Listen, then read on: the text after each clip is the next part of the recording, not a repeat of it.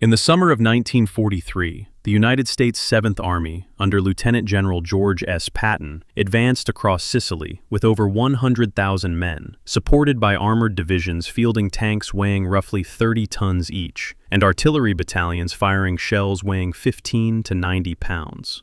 Fuel convoys carried thousands of gallons forward daily to sustain rapid maneuver. Ports were seized, airfields secured, and German defensive lines pressured across dusty terrain. Yet even as divisions advanced mile by mile, the strain on soldiers eroded stamina. Combat fatigue cases rose. Some infantry regiments reported casualty rates exceeding 20% within weeks of continuous fighting. Not all casualties were from shrapnel or bullets. Men collapsed from exhaustion, from concussive shock after prolonged artillery exposure, from psychological fracture that had no visible wound. On August 3rd, and again on August 10th, 1943, Patton entered evacuation hospitals near the front. Inside canvas tents, rows of cots held soldiers removed from the line. One of those soldiers had been admitted with what doctors classified as battle fatigue. There were no bandages on his arms, no blood staining his uniform. His injury was internal, invisible, the product of cumulative stress under bombardment, measured in thousands of shells. Patton demanded explanation. The soldier answered that he could not take the shelling any longer. Patton reacted with anger. He struck the soldier and accused him of cowardice. Witnesses reported that he ordered the man back to the front. A similar confrontation occurred days later, with another enlisted man suffering comparable symptoms. Inside that hospital tent, the sound was not artillery, but a sharp crack of a hand against a helmet. The air smelled of antiseptic rather than cordite. Doctors and nurses stood in stunned silence.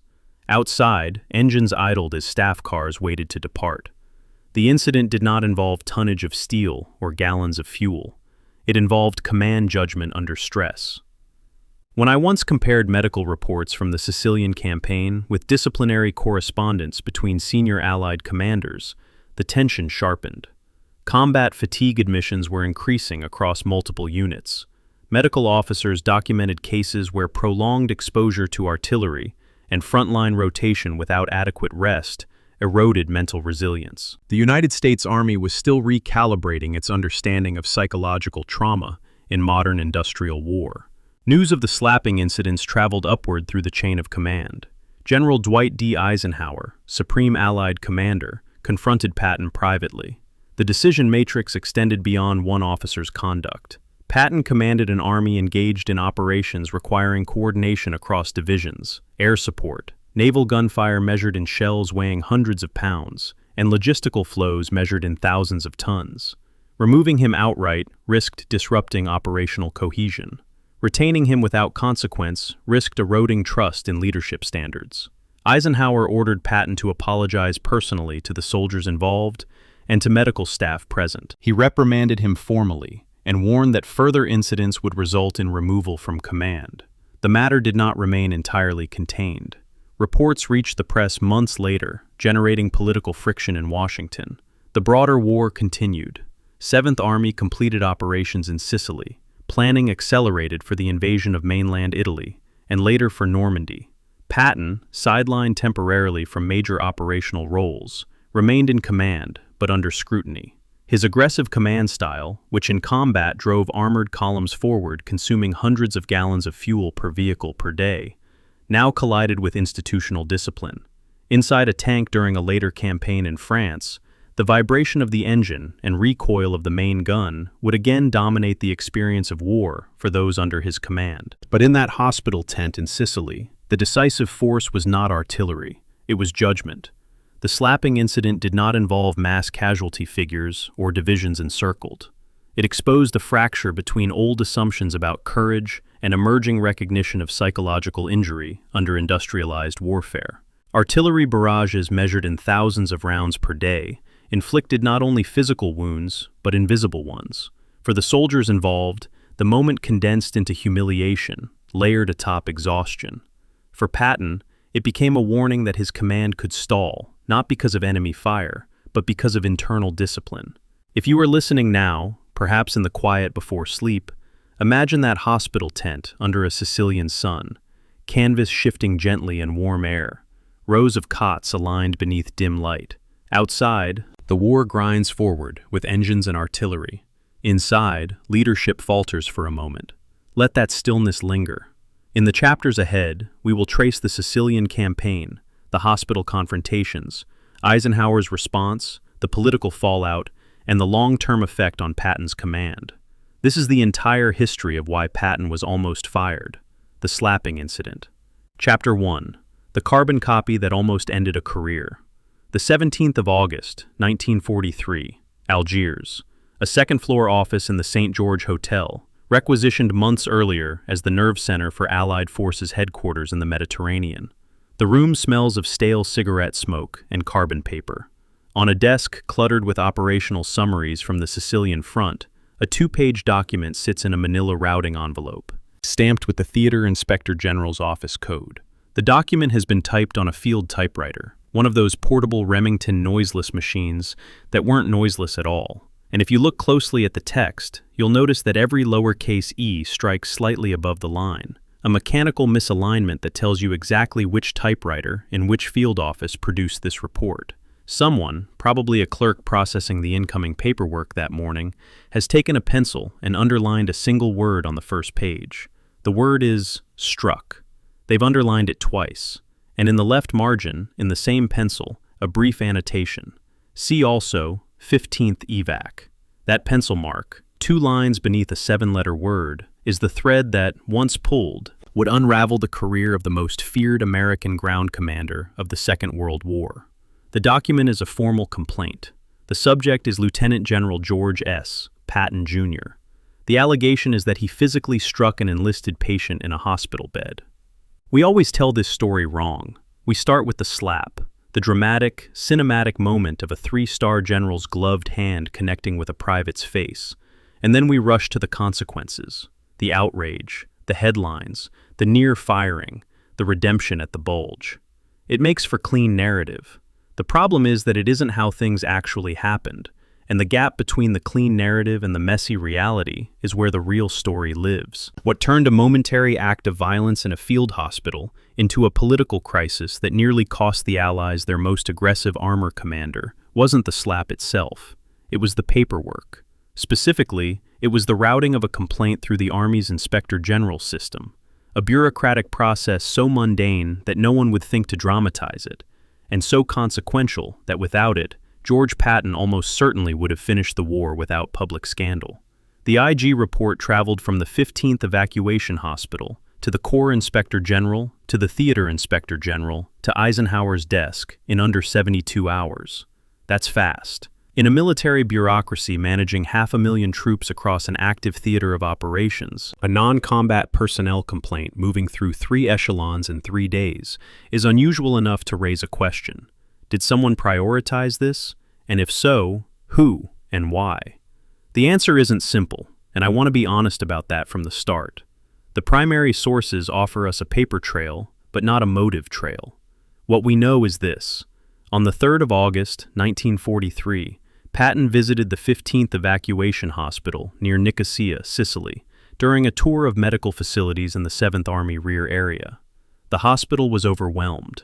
It had been designed, and I use that word loosely, since a field evacuation hospital in 1943 was essentially a collection of canvas tents and folding cots, arranged according to a War Department table of organization, to handle approximately 50 patients per day. On the 3rd of August, it was processing roughly 172.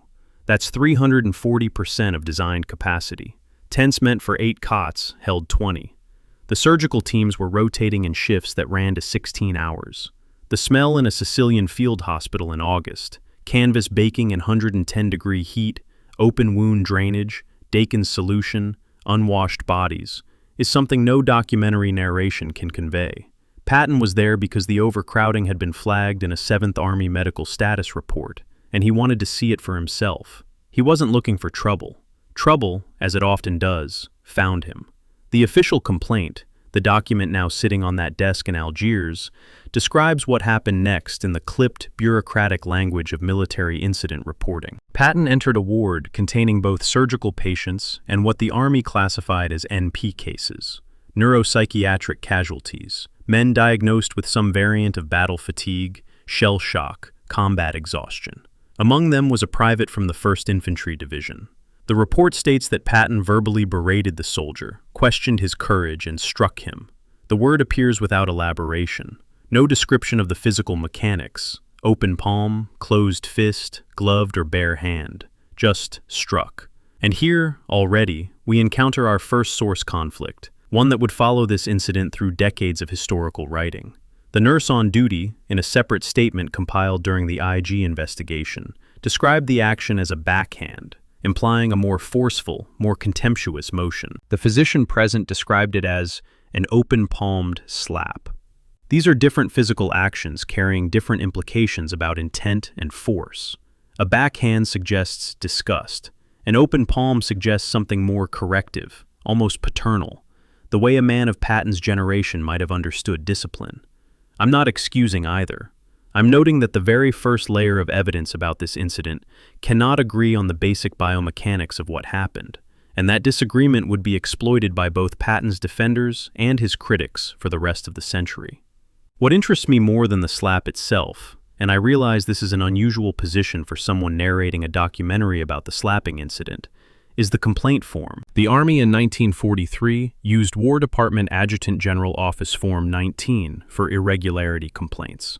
It's a pre-printed document with checkboxes and blank fields designed to capture standard categories of military misconduct: misuse of government property, insubordination, absence without leave, conduct unbecoming. There is no checkbox for physical assault by general officer on enlisted patient. The incident didn't fit the form. Whoever filled it out had to use the other field and write a narrative description, which meant the complaint required more effort, more thought, and more deliberate action than a standard checkbox filing. This is not a trivial observation. In any bureaucratic system, the things that are easy to report get reported more frequently than the things that require someone to go off script. The fact that this complaint was filed at all, on a form not designed for it, in a hospital running at 340% capacity, where everyone had more urgent things to do, tells us that someone in that medical facility made a conscious decision that what they had witnessed could not be absorbed by the normal mechanisms of military hierarchy. They couldn't shrug it off as Patton being Patton. They reached for the paperwork. When I was first going through the routing stamps on the IG Correspondence files, and this is the kind of detail that only matters if you've spent time with the physical documents or their archival reproductions, I noticed something that the secondary literature generally doesn't mention. The routing from the 15th Evacuation Hospital to the Corps IG was normal speed, but the routing from Corps to Theater 1G was fast, unusually fast. A routine personnel complaint at the Corps level in August 1943 might sit in an inbox for a week or more. Everyone was busy. Sicily was still an active combat zone, and the paperwork of a functioning Corps headquarters was enormous. This complaint moved in under 48 hours from Corps to theater. Someone at the Corps level made a judgment call that this document needed to go up the chain quickly. I don't know who. The routing stamps give us dates and office codes, not individual names. But the speed tells me that by the time the complaint left the Corps 1G's hands, it was no longer a routine disciplinary matter. It was being treated as something that could damage the institution if it wasn't handled at the highest level. The bureaucracy, in other words, understood the significance of the event before the commanding general did. It fascinates me how the popular narrative of the Patton slapping incident skips directly from the hospital ward to Eisenhower's reaction, as if the space between the slap and the consequence was instantaneous. It wasn't. The space was filled with clerks and routing envelopes and carbon copies, at least 3 carbon copies at each routing node, per standard Army administrative procedure, and date time stamps and the quiet, unglamorous machinery of institutional accountability. Eisenhower didn't learn about the slapping because someone ran into his office shouting. He learned about it because a document landed in his inbox through the normal operations of a system designed, imperfectly and sometimes slowly, to surface problems. And the document didn't arrive on a clear day. Eisenhower's calendar for mid-August 1943 shows a man consumed by the planning for the follow-on to Operation Husky, the invasion of mainland Italy, the negotiations with Italian intermediaries, the interminable coordination with the British. The slapping report arrived in the middle of operational noise. It could easily have been buried. It wasn't, but the margin between noticed and overlooked was thinner than anyone at the time probably realized. Patton himself wrote about the incident in his diary that evening, the 3rd of August. His entry is revealing not for what it confesses, but for what it doesn't. He describes visiting the hospital. He describes encountering a soldier he believed was malingering. He describes his response in terms of discipline and morale, the language of a commander who believes he has corrected a deficiency, not a man who has committed an assault. There is no remorse in the entry. There is no awareness that the event might have consequences. Patton's diary from this period reads like the logbook of a man operating entirely within his own moral framework, a framework in which physical intimidation of a perceived coward was not misconduct but duty. He writes about the incident the way he writes about ordering an artillery barrage or reprimanding a sloppy sentry, as a routine exercise of command authority. The dissonance between Patton's self-perception and the perception of every medical professional in that tent is total. They were in the same room and experienced two completely different events. And here is where I need to introduce something that complicates the narrative further, because this story resists simplification at every turn. The IG complaint filed on the 3rd of August was not the first complaint about Patton's conduct in hospital wards. An earlier informal complaint, verbal, not written, and therefore not preserved in the IG routing system, had been raised by staff at a 1st Division aid station in late July 1943, regarding what was described as aggressive and intimidating behavior by a senior commander during a hospital visit. The details are thin because the complaint was verbal and was dismissed at the battalion level without documentation. We know it existed only because a subsequent IG investigator's notes reference it as background context. The July complaint went nowhere because nobody wrote it down. The August complaint became history because somebody did. The difference between a forgotten outburst and a career-defining scandal was, in the most literal sense, a piece of paper.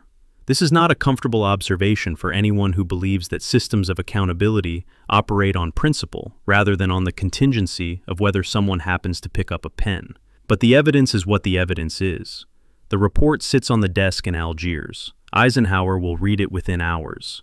When he does, he will face a decision that balances military necessity against moral principle, strategic calculation against institutional integrity, the value of one irreplaceable general against the rights of one sick private from Indiana. That decision, and the draft letter it produces, with its crossed-out clauses and careful deletions, will be the subject of a later chapter. For now, the document rests in its manila envelope, its misaligned E-keys and pencil underlines, carrying a weight that no one who typed or annotated it could have fully understood. Outside the window of the St. George Hotel, Algiers harbor is busy with the machinery of a war that will not pause for personnel matters. Ships are loading. The invasion of Italy is weeks away. Somewhere in Sicily, the 15th Evacuation Hospital is still processing patients at 340% capacity, and the field typewriter with the crooked E key is being used to type someone else's report about something else entirely. The bureaucratic moment has passed. Its consequences have not yet begun. Chapter 2. Sicily, 110 degrees, and what battle fatigue meant in 1943. A medical bulletin, 11 pages, single-spaced, issued by the Surgeon General's office in Washington, dated March of 1943. Technical Bulletin, Med. 203. It is the kind of document that no one reads unless they have to. Dense, clinical, written in the passive voice prose that the military medical establishment uses to create the impression of scientific authority, while simultaneously hedging every assertion with qualifiers. On page 7, paragraph 14C, someone in the 2nd Corps medical section has taken a red grease pencil, the kind used for marking maps and acetate overlays, and bracketed a passage. In the margin beside the bracket, a handwritten note: does not apply forward of Div clearing stay. Division Clearing Station. The annotation means, whatever this bulletin says about the treatment of psychiatric casualties, it stops being operational doctrine at the point where men are still under fire. The official policy of the United States Army regarding the minds of its soldiers had a geographic limit, and that limit was the front line. This is the chapter that has to happen before any of the rest makes sense, and I'm aware it's the chapter most audiences will want to skip. It doesn't have Patton in it, not directly. It doesn't have the drama of a slap or the intrigue of a cover-up. What it has is a diagnostic category: psychoneurosis, anxiety state, And if we don't understand what that category meant in 1943, we'll misunderstand everything that follows. Because Patton didn't slap a man, he slapped a label. He slapped a system of medical classification that the Army itself had not yet decided was legitimate. And his rage in that hospital tent was not a deviation from institutional thinking, but an expression of one pole of an active, unresolved debate within the military medical establishment about whether the human mind could be a genuine casualty of war, or whether its failure was simply cowardice wearing a clinical mask. The debate was real. Both sides had credentialed advocates, and the men caught in the middle, the ones sitting on cots in evacuation hospitals, while the institution argued about whether their suffering was authentic, were the ones who paid for the uncertainty.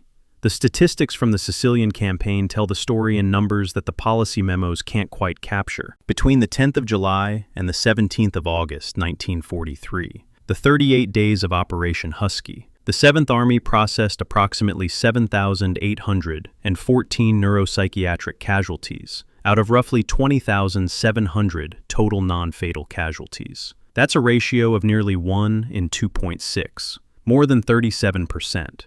In certain divisions, the 1st Infantry Division in particular, which had been in continuous combat since the North African landings, the NP casualty rate in some units approached 50% of all non-fatal losses. 1 in 2 men evacuated from the line was evacuated not for a wound you could see and stitch, but for a wound you couldn't see and didn't know how to treat. These numbers were arriving on the desks of rear area medical planners in real time, and they were alarming, not because anyone doubted the soldiers were suffering, but because the medical system had no agreed-upon framework for what the suffering meant or what to do about it. The pipeline was clogged with men who didn't fit neatly into the categories the Army had built. The classification system itself was a 3-tier structure that concealed more than it revealed. Category 1 was exhaustion, the mildest designation, implying that the soldier needed rest, food, and perhaps a sedative, and could be expected to return to duty within 72 hours. Category 2 was psychoneurosis, anxiety state, a more serious diagnosis suggesting longer-term breakdown, requiring evacuation to a rear area hospital, and possibly out of the theater entirely. Category 3 was psychosis, a complete dissociation from reality, the rarest and most severe classification.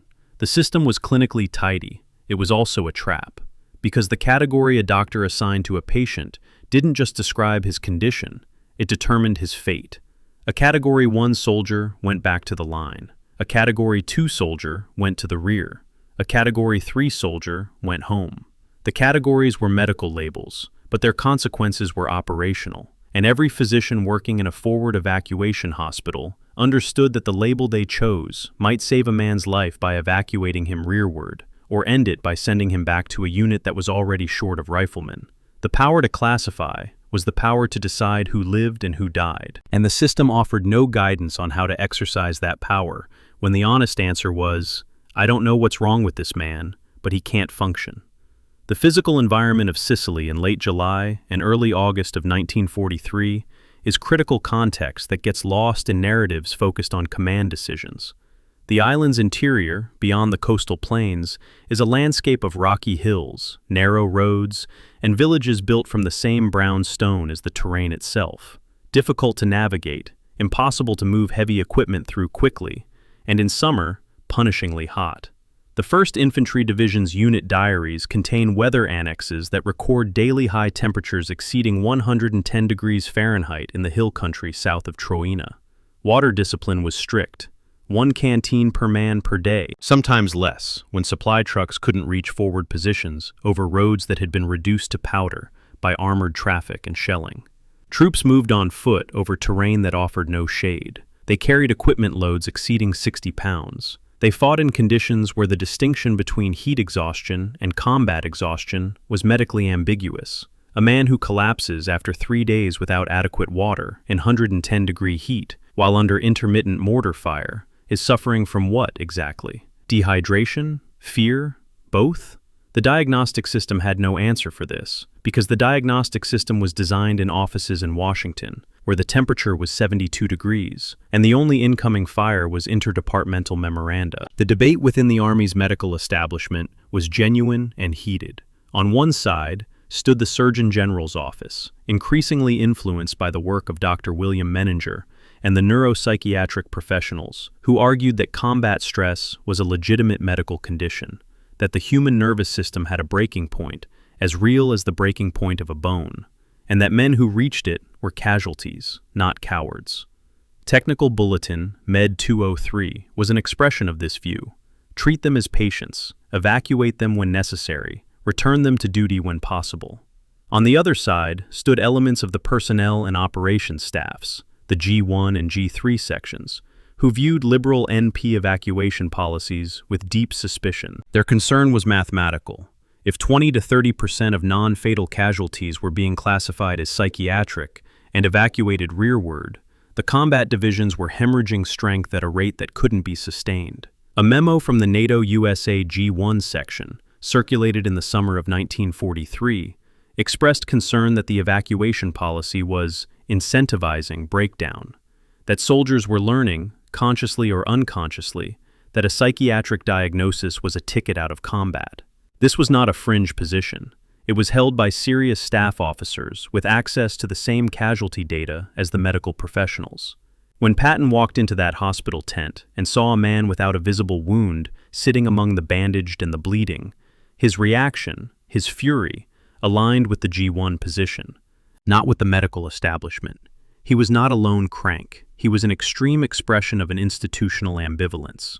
When I was cross-referencing the 7th Army Surgeon's after-action report with the British 8th Army's medical data from the same period, both armies operating in Sicily, in the same conditions, against the same enemy, I found something that I think reshapes the conversation. The British NP casualty rate was lower, not because British soldiers were inherently tougher or less prone to psychological breakdown, but because British medical doctrine handled the problem differently. The British treated exhaustion cases aggressively at the battalion level, using forward psychiatrists and rest stations close to the line. Men were diagnosed, rested, and returned to duty before they could be evacuated rearward and formally classified as NP casualties. The American system, by contrast, evacuated men further to the rear before classification, which meant they entered the formal medical pipeline, received a formal diagnosis, and became a formal statistic. The American approach didn't create more breakdown. It created more documented breakdown. The paradox is striking. The American medical system, by being more thorough in its record-keeping and more generous in its evacuation criteria, inadvertently produced the statistical crisis that men like Patton pointed to as evidence that the system was broken. The numbers that enraged Patton were, in part, an artifact of the system itself. To me, this is the detail that reframes the entire slapping incident from a story about one man's cruelty to a story about an institution at war with itself. Patton was wrong, morally, medically, in every way that matters, to hit a sick man in a hospital bed. But he was not wrong that the NP casualty rate was a problem. He was not wrong that the evacuation pipeline was consuming combat power at an unsustainable rate. He was wrong about the cause, and catastrophically wrong about the solution. But the problem he was reacting to was real, and the institution he served had not given him, or anyone, a coherent answer to it. Technical Bulletin MED 203 was a policy document, but it was not a consensus. The red grease pencil annotation, does not apply forward of div clearing STA, is proof that the policy didn't survive contact with reality. The frontline medical officers were improvising, and they were improvising in a gap between what Washington told them the mind was and what Sicily showed them the mind could become. The men in those hospital tents, the ones classified as Category 1, 2, or 3, were not abstractions. They were infantrymen and artillerymen who had been in sustained combat in conditions that modern military medical research, with decades of data and controlled studies, recognizes as a near-perfect incubator for psychological breakdown. Extreme heat, sleep deprivation, dehydration, continuous threat of death, and the accumulated trauma of witnessing the destruction of other human bodies. Every risk factor that the current DSM-5-TR identifies as contributing to post-traumatic stress disorder was present in the Sicilian interior in the summer of 1943, cranked to maximum. These men didn't fail, they were failed, by a medical system that hadn't yet built the tools to help them, by a command culture that conflated physical courage with psychological invulnerability, and by a diagnostic framework that forced clinicians to choose between labels that determined a man's fate without giving them the knowledge to choose accurately. The private sitting on that cot when Patton walked in wasn't a coward. He was a data point in a medical crisis that the institution hadn't figured out how to solve. The ward is quiet now. The Sicilian heat presses on the canvas. Somewhere outside, a supply truck grinds through the dust, carrying rations and ammunition forward to units still in contact. Inside the tent, the medical staff continues its work: triage, classification, evacuation, the mechanical rhythm of a system processing human damage at 340% of its designed capacity. The red grease pencil annotation on page 7 of Technical Bulletin Med 203 remains in the margins, a handwritten reminder that official policy and operational reality parted company somewhere between Washington and the front line. No one in that tent knows that in 6 months, the entire American military medical establishment will begin a fundamental overhaul of how it understands and treats combat psychiatric casualties. No one knows that the crisis in these tents will eventually produce the framework that, 80 years later, shapes how the modern military approaches mental health. The knowledge isn't there yet. The suffering is. Chapter 3. The First Slap. Private Charles H. Kuhl, the 3rd of August, 1943. A Selective Service registration card, dated February of 1942. The cardstock is standard government issue, cream-colored, pre-printed, the kind of form that millions of American men filled out in the months after Pearl Harbor. The handwriting is neat, slightly cramped, the penmanship of a man who works with his hands and isn't accustomed to writing at length. Under name, it reads Charles Herman Kuhl. Under place of residence, Mishawaka, Indiana. Under employer, the Mishawaka Rug Company. Under occupation, 2 words, carpet layer. The handwriting suggests precision, tight letters, consistent spacing, the hand of someone used to measurements and straight lines. There is no field on the Selective Service card for future combat veteran of 2 campaigns. There is no checkbox for will be struck by a 3-star general in a hospital bed in Sicily. The card records a man at the moment before the war absorbed him, and reading it now, knowing what comes next, I find myself pausing on that occupation line. Carpet layer, a man who made floors even, who smoothed wrinkles, who measured and cut with care. Nothing in this card predicts the next 18 months of his life. Kuhl was not fresh meat. This is the single most important biographical fact about him, and it is the one most frequently omitted or minimized in popular accounts that reduce him to the soldier Patton slapped. By the 3rd of August, 1943, Private Charles Kuhl had been in the Mediterranean theater for approximately 9 months. He had landed in North Africa with the 1st Infantry Division, the Big Red One, and had participated in the grueling fighting in Tunisia. He had then made the amphibious assault at Gela, Sicily, on the 10th of July, one of the most fiercely contested landing beaches of Operation Husky. The 1st Division's personnel records and unit morning reports for this period paint a picture of sustained, attritional combat. Between the initial North African landings and the Sicilian campaign, the division had been in contact with the enemy for a cumulative total that defies easy summarization, but can be approximated. Kuhl had spent the better part of 9 months in a combat theater, with periods of intense fighting interspersed with periods of rear area rest that were never quite long enough. He was not a man who had cracked at his first taste of gunfire. He was a man who had been absorbing the cumulative weight of industrialized warfare for the better part of a year. The 1st Infantry Division's casualty figures provide the statistical frame for Kuhl's experience. During the first 24 days of Operation Husky alone, from the 10th of July to approximately the 3rd of August, the division suffered roughly 2,237 total casualties, killed, wounded, and missing. Against a division strength of approximately 15,000 men, that's a casualty rate of around 14.9% in under a month. Nearly 1 man in 7. The mathematical reality of serving in the Big Red One in the summer of 1943 was that you had a roughly 1 in 7 chance of becoming a casualty every month you spent in the line. Kuhl had been beating those odds for 9 months. His presence in a hospital bed was not a failure of character. It was a statistical inevitability. Sooner or later, the math catches up. The only question was whether the math would catch him with a piece of shrapnel or with the quieter, slower disintegration of a nervous system subjected to sustained, unrelenting threat. What caught him was both. And this is where the story of the first slap becomes something other than a simple morality play about a bully and a victim, because the medical record tells a more complicated story than the ward tag did. Kuhl was admitted to the 15th Evacuation Hospital on the 2nd of August, 1943. His intake notes, the handwritten record compiled by the receiving medical officer, list his primary complaint as exhaustion, but the physical examination revealed additional findings: a temperature of 102.2 degrees Fahrenheit, chronic dysentery, and a positive blood smear for malaria, Plasmodium falciparum, the most dangerous strain.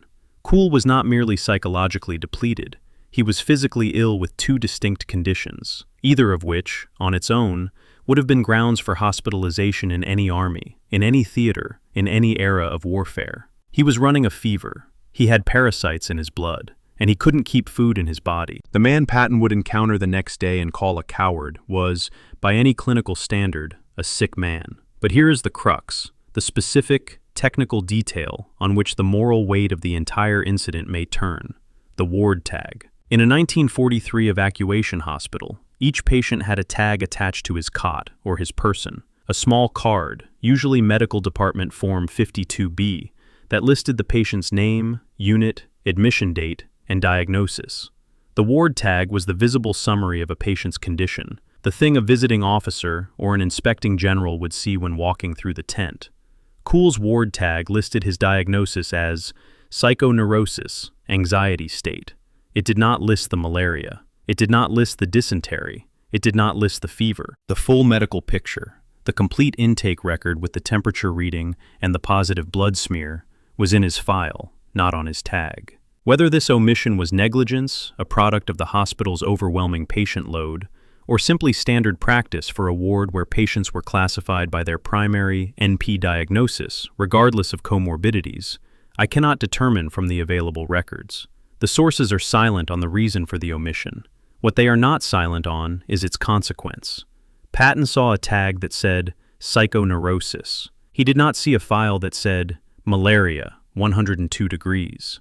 He saw a label, and the label was, at minimum, incomplete. It strikes me that the entire moral architecture of this incident rests on a piece of cardboard smaller than a postcard. If Kuhl's ward tag had read malaria, fever, dysentery, if it had listed the physical illnesses alongside or instead of the psychiatric diagnosis, would Patton have hit him? I don't think so. Patton's rage, as his diary and his pattern of behavior make clear, was specifically directed at men he perceived as psychologically, not physically, broken. He visited surgical wards on the same tour and wept over men with amputations. His fury was triggered by the NP classification, by the sight of a man without a visible wound occupying a bed among the visibly wounded. The ward tag was the trigger mechanism, and the ward tag was wrong, or at least fatally incomplete.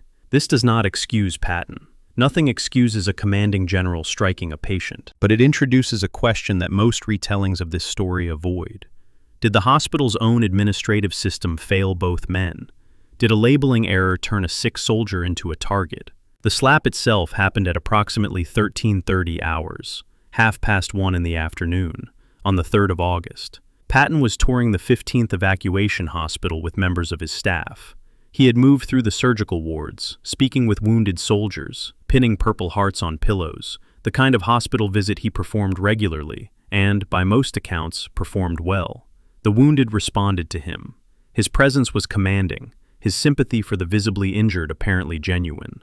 Then he entered the NP ward. The eyewitness accounts compiled in the subsequent Inspector General investigation describe what happened next in slightly different terms. This is the source conflict I mentioned in the opening chapter, the nurse's backhand versus the physician's open-palmed slap, but the broad outline is consistent. Patton approached Kuhl's cot. He asked what was wrong. Kuhl, by his own later recollection, said something to the effect of, "I guess I can't take it." Patton erupted. He berated Kuhl, called him a coward, struck him, with his gloves by most accounts, though some specify bare hand, and ordered him out of the hospital and back to the front. The medical staff intervened, not physically but procedurally, redirecting Patton's attention and ushering him out of the ward. The entire encounter lasted perhaps 90 seconds. 90 seconds. After 9 months of combat, after malaria, after dysentery, after a fever of 102 degrees. The asymmetry is staggering, and I don't think we can understand it without sitting with it for a moment, rather than rushing to the next plot point. Kuhl had endured things that most people in 1943, or 2026 for that matter, cannot truly imagine. The North African winter, the Tunisian mountains, the amphibious assault at Gela, the Sicilian interior in killing heat, all of it accumulated in a body fighting multiple infections. And then, in the one place where the military system had designated he should be safe, a hospital bed, behind the lines, under the Red Cross, the system's own commanding general struck him and called him a coward. The violation was not just physical, it was architectural. A hospital ward was supposed to be the one space in the entire theater of war where a soldier's vulnerability was permitted. Patton breached that space. The medical staff's shock, according to the IG testimony, was not primarily about the violence. Patton's explosive temper was well known throughout 7th Army, but about the location. He did it there, in the ward, among the patients. That was what they couldn't absorb.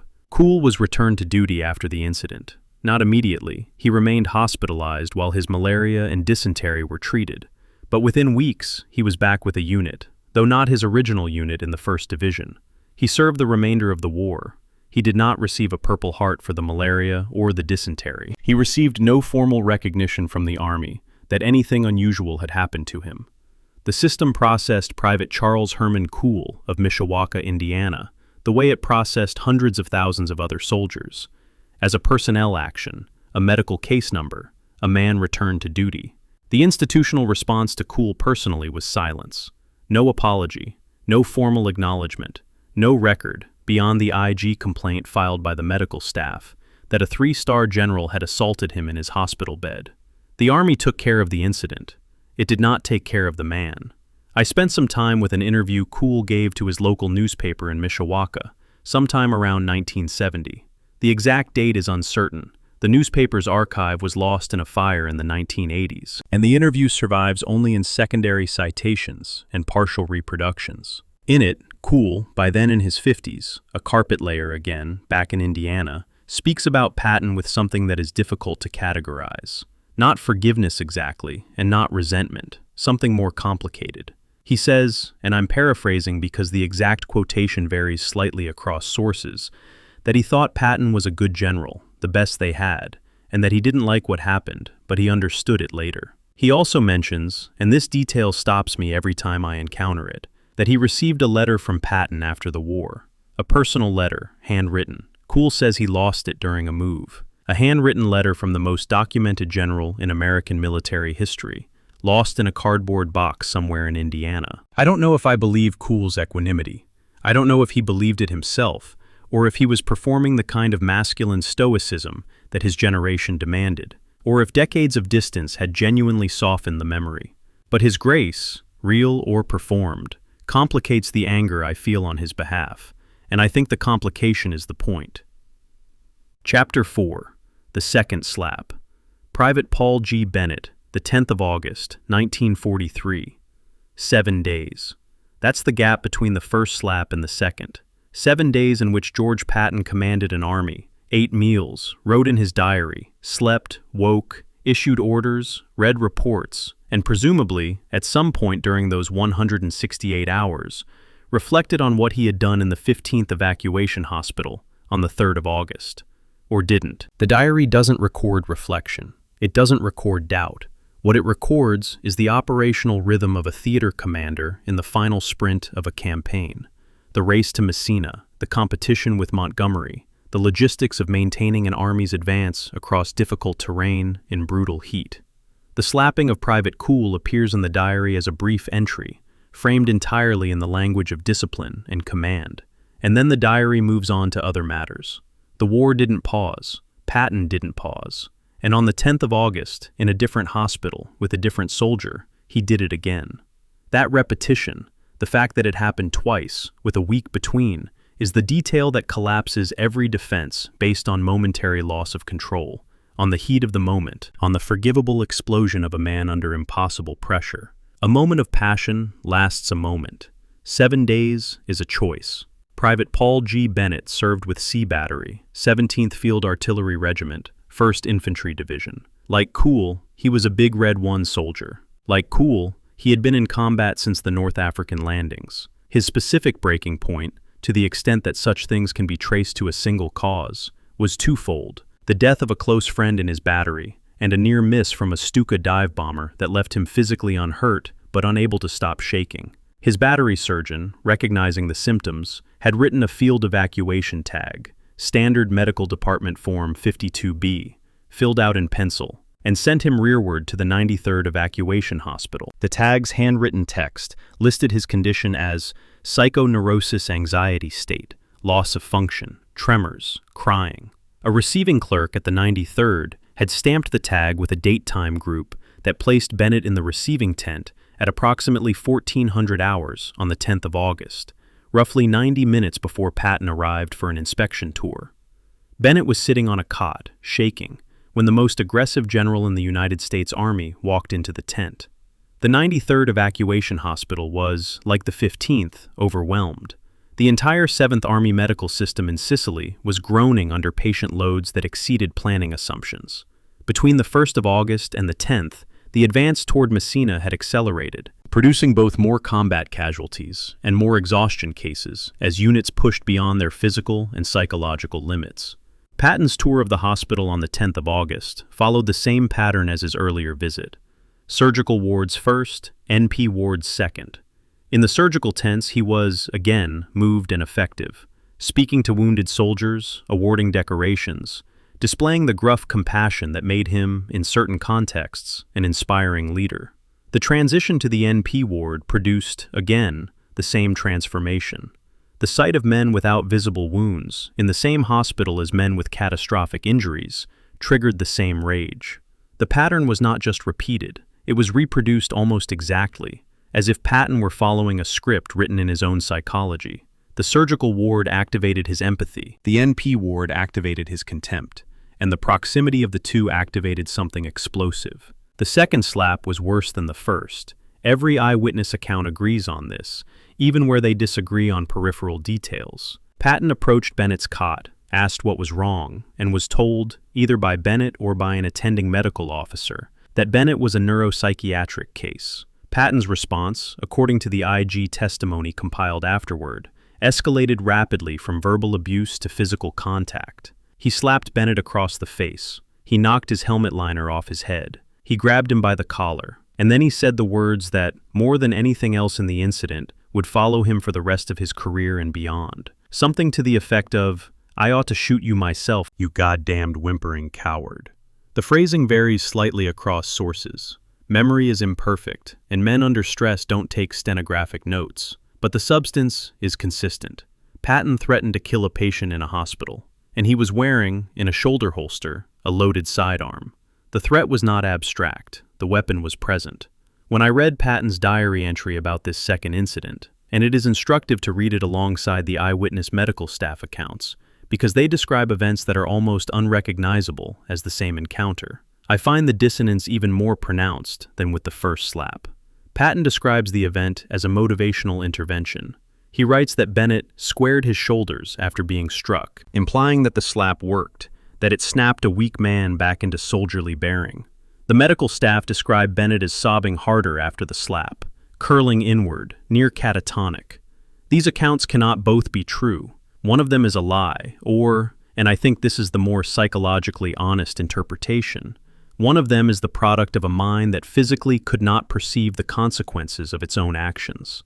Patton saw what he needed to see. He needed the slap to have worked, because if it didn't work, then what he had done was not discipline but cruelty, and his entire framework for understanding courage and cowardice, the framework that organized his identity as a soldier and a man, would collapse. The diary entry is not a cover-up.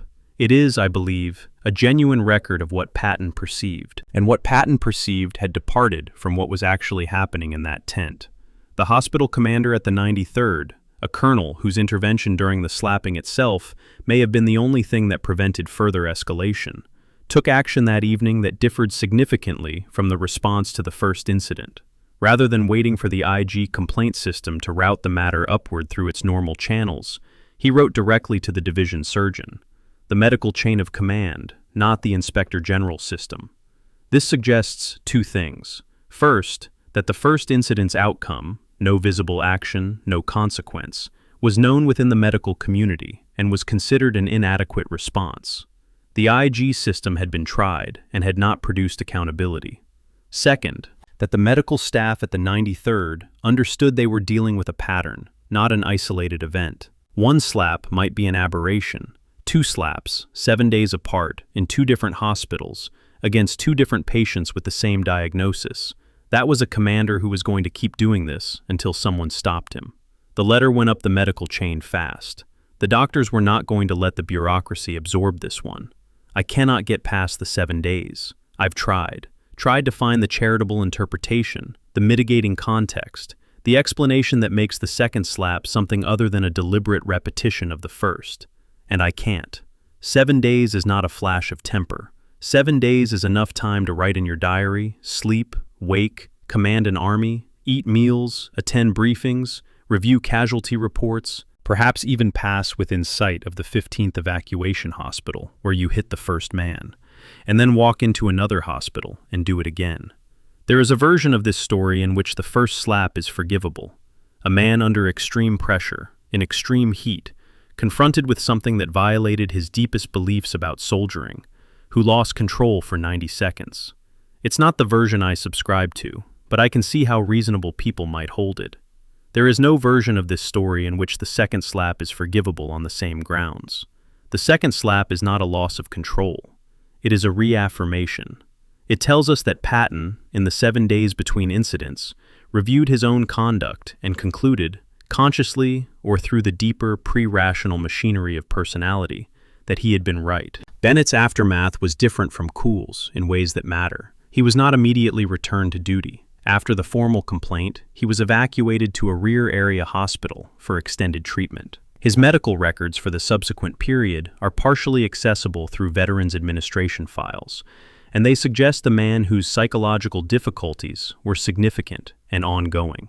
Bennett did not give interviews after the war. He did not appear in documentaries. He did not offer Kuhl's complicated forgiveness. He lived quietly, and he died in 1981, largely unknown. His connection to the most famous disciplinary incident of the Second World War, a private fact rather than a public identity. The contrast with Kuhl, who spoke publicly, who seemed to make some kind of peace with the event, who lived a relatively stable post-war life, raises questions about differential resilience and differential trauma that are important but ultimately unanswerable with the sources available.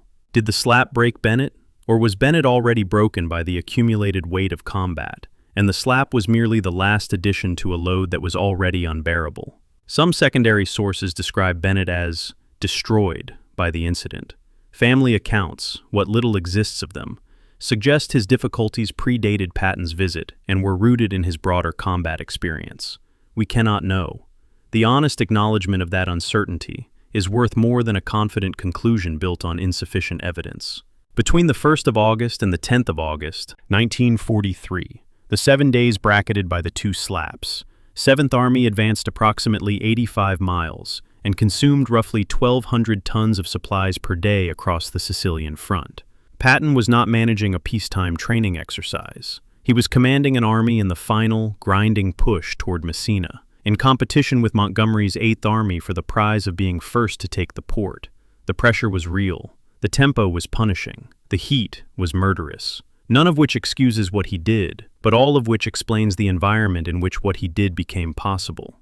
Command at the Army level in an active combat theater is a form of sustained cognitive overload that modern leadership research associates with impaired judgment, emotional dysregulation, and a narrowing of moral perception. Patton was operating in conditions that would challenge any human mind. The problem is that Patton's mind, specifically, had a fault line that these conditions exploited. A fault line between his genuine compassion for the physically wounded and his contemptuous rage toward the psychologically wounded. The conditions didn't create the fault line. They cracked it open.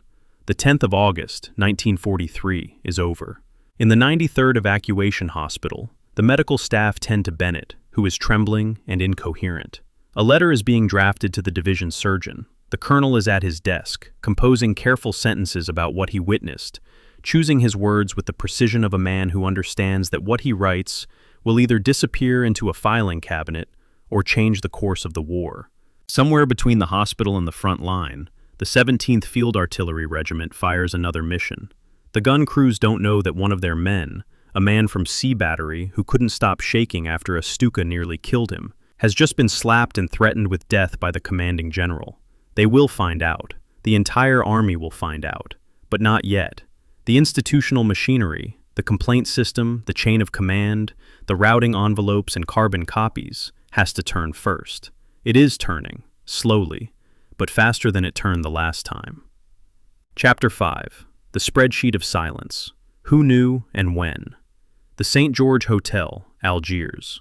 Sometime in mid-August, 1943, the exact date isn't certain because the document in question bears no date stamp, only its placement within a chronological file sequence at the Eisenhower Library in Abilene, Kansas, allowing historians to approximate when it was created. It is a single sheet of Army message paper, unclassified, no distribution marking. In Eisenhower's handwriting, that distinctive, slightly angular hand recognizable from thousands of wartime documents, 3 names are written in a short column. Below them, a single word, underlined, contain. The sheet is filed in a folder labeled Patton, George S., Personal. It is, in its economy, one of the most revealing documents of the entire affair, not for what it says, which is almost nothing, but for what it implies. The Supreme Commander of Allied forces in the Mediterranean had reduced the crisis to a single operational verb. Not investigate, not punish, not resolve, contain. The word tells us everything about what was about to happen, and, more importantly, what was not. The Inspector General's report on the slapping incidents reached Eisenhower's desk approximately 2 weeks after the first slap, around the 16th or 17th of August, based on the routing timestamps I discussed in the first chapter. By this point, Eisenhower was managing the aftermath of the Sicilian campaign, while simultaneously planning the invasion of mainland Italy, scheduled for early September. His daily calendar for this period, reconstructed from his appointment diary and Captain Harry Butcher's quasi-official log, shows a man operating at the intersection of multiple crises: tactical, political, logistical, diplomatic. The Patton matter arrived not in a vacuum, but amid the noise of a theater command processing hundreds of decisions per day. This context matters, not as an excuse for what Eisenhower chose to do, but as an explanation for how he chose to do it. Eisenhower did not convene a formal investigation. He did not refer the matter to the Judge Advocate General. He did not brief the War Department. He wrote a letter. The letter, Eisenhower to Patton, dated the 17th of August, 1943, is preserved in the Eisenhower Papers and has been widely quoted in the secondary literature. But the final letter is not the most interesting document. The draft is. And the draft, also preserved, contains something the final version does not: a crossed-out passage. Near the bottom of the draft, in a paragraph that didn't survive to the final version, Eisenhower wrote and then struck through with a single, firm line, language to the effect that he would be compelled to consider Patton's relief from command of 7th Army. The words were written, they were considered, they were deleted. That deletion is arguably the most consequential editorial decision of the Second World War, because what Eisenhower removed from the letter is the only formal acknowledgement in the contemporary record that relief was on the table as a real option, not just a theoretical possibility. He drafted the thread. He deleted the thread. And in the gap between drafting and deleting, the career of the Allies' most aggressive ground commander was saved by the stroke of a pen through a single clause. The letter Eisenhower actually sent was a carefully calibrated document that managed to be simultaneously stern and non-committal. It expressed Eisenhower's disappointment. It acknowledged the severity of the conduct. It ordered Patton to apologize, not just to the soldiers and hospital staffs, but to every division under his command, a requirement that was unprecedented and that signaled Eisenhower's awareness that the incidents were known far beyond the hospital tents. But the letter did not relieve Patton. It did not threaten future relief in explicit terms. It did not create a formal disciplinary record. It occupied a bureaucratic space between reprimand and punishment that was designed to close the matter quietly, within the chain of command, without generating the kind of documentation that would force escalation. It was, in a word, containment. The same word on that undated sheet of message paper. Eisenhower was not seeking justice. He was managing a problem. The question that haunts the historical record is whether Eisenhower genuinely considered firing Patton, or whether the deleted clause in the draft letter was a rhetorical exercise, a thought explored on paper and rejected before it ever became a real option. Eisenhower himself, decades later, in interviews conducted by Merle Miller for a biographical project in the 1960s, said that he seriously considered relieving Patton. But the documentary record from August 1943 tells a more ambiguous story. The final letter contains no hint of existential deliberation. It reads as corrective, not punitive, the work of a man who has already decided on a course of action, not a man wrestling with alternatives. To me, this suggests one of two things. Either Eisenhower's later recollection was accurate, and the final letter simply doesn't reflect the agony of the decision, or Eisenhower retroactively dramatized his deliberation to appear more judicious than he was. Both interpretations are defensible, neither can be proven, and the ambiguity itself is informative because it tells us that even the Supreme Commander's own account of this decision cannot be taken at face value. Meanwhile, the incident was not a secret. By late August 1943, the slapping story was known to dozens of people: medical staff, IG investigators, Eisenhower's personal staff, and, critically, members of the press corps. There were approximately 157 accredited American war correspondents in the Mediterranean theater at this time. Of these, at least 7, and possibly as many as 12, had direct knowledge of the slapping incidents, either through personal observation, second-hand reporting from medical contacts, or the informal gossip network that connected press camps, headquarters, and rear area facilities. The story was circulating. It was not being published. And the reason it was not being published is one of the more uncomfortable aspects of this narrative for anyone who subscribes to an adversarial model of the relationship between the press and the military. The suppression, and I use that word deliberately, while acknowledging that it was not technically censorship, operated through a mechanism that the wartime press corps understood implicitly: voluntary restraint. Military censorship in the Mediterranean theater ran on 2 tracks. The first was security censorship, mandatory, enforced by field press censors, covering unit identifications, future operations, and anything that could provide tactical advantage to the enemy. No correspondent could file a story that violated security censorship without facing immediate consequences. The second track was voluntary censorship, an informal understanding between the military and the press that correspondents would refrain from publishing stories that, while not security sensitive, might damage morale, embarrass the command, or provide propaganda material to the Axis. The slapping incident fell squarely into the second category. It had no security implications. Publishing it would not reveal troop positions or future operations. It was a story about a general's conduct, not about military secrets. And the press chose, collectively, individually, through a process that was not quite a decision and not quite an agreement, not to publish it. When I was examining the AFHQ Public Relations Office records for this period, the press censorship logs and correspondence files, I noticed something that the secondary literature rarely emphasizes. No slapping story was ever submitted for censorship review. The censorship logs, which meticulously record every dispatch filed by every correspondent, contain no entries for stories about the Patton incidents. This means the self-censorship happened before the official system could even weigh in. The correspondents didn't file stories and have them killed by censors. They didn't file stories at all. The suppression was preemptive. It happened in the correspondents' own minds, in their own tents, on their own typewriters. And I find this more troubling than if the military had imposed a formal blackout, because formal censorship at least creates a record of suppression, a document that says, this story was killed, whereas self-censorship leaves no trace. The absence in the censorship log is not evidence of freedom. It is evidence of a restraint so deeply internalized that it didn't need to be imposed from above. Eisenhower's press aide, Captain Harry Butcher, met with a group of correspondents in late August to discuss the matter. The accounts of this meeting diverge.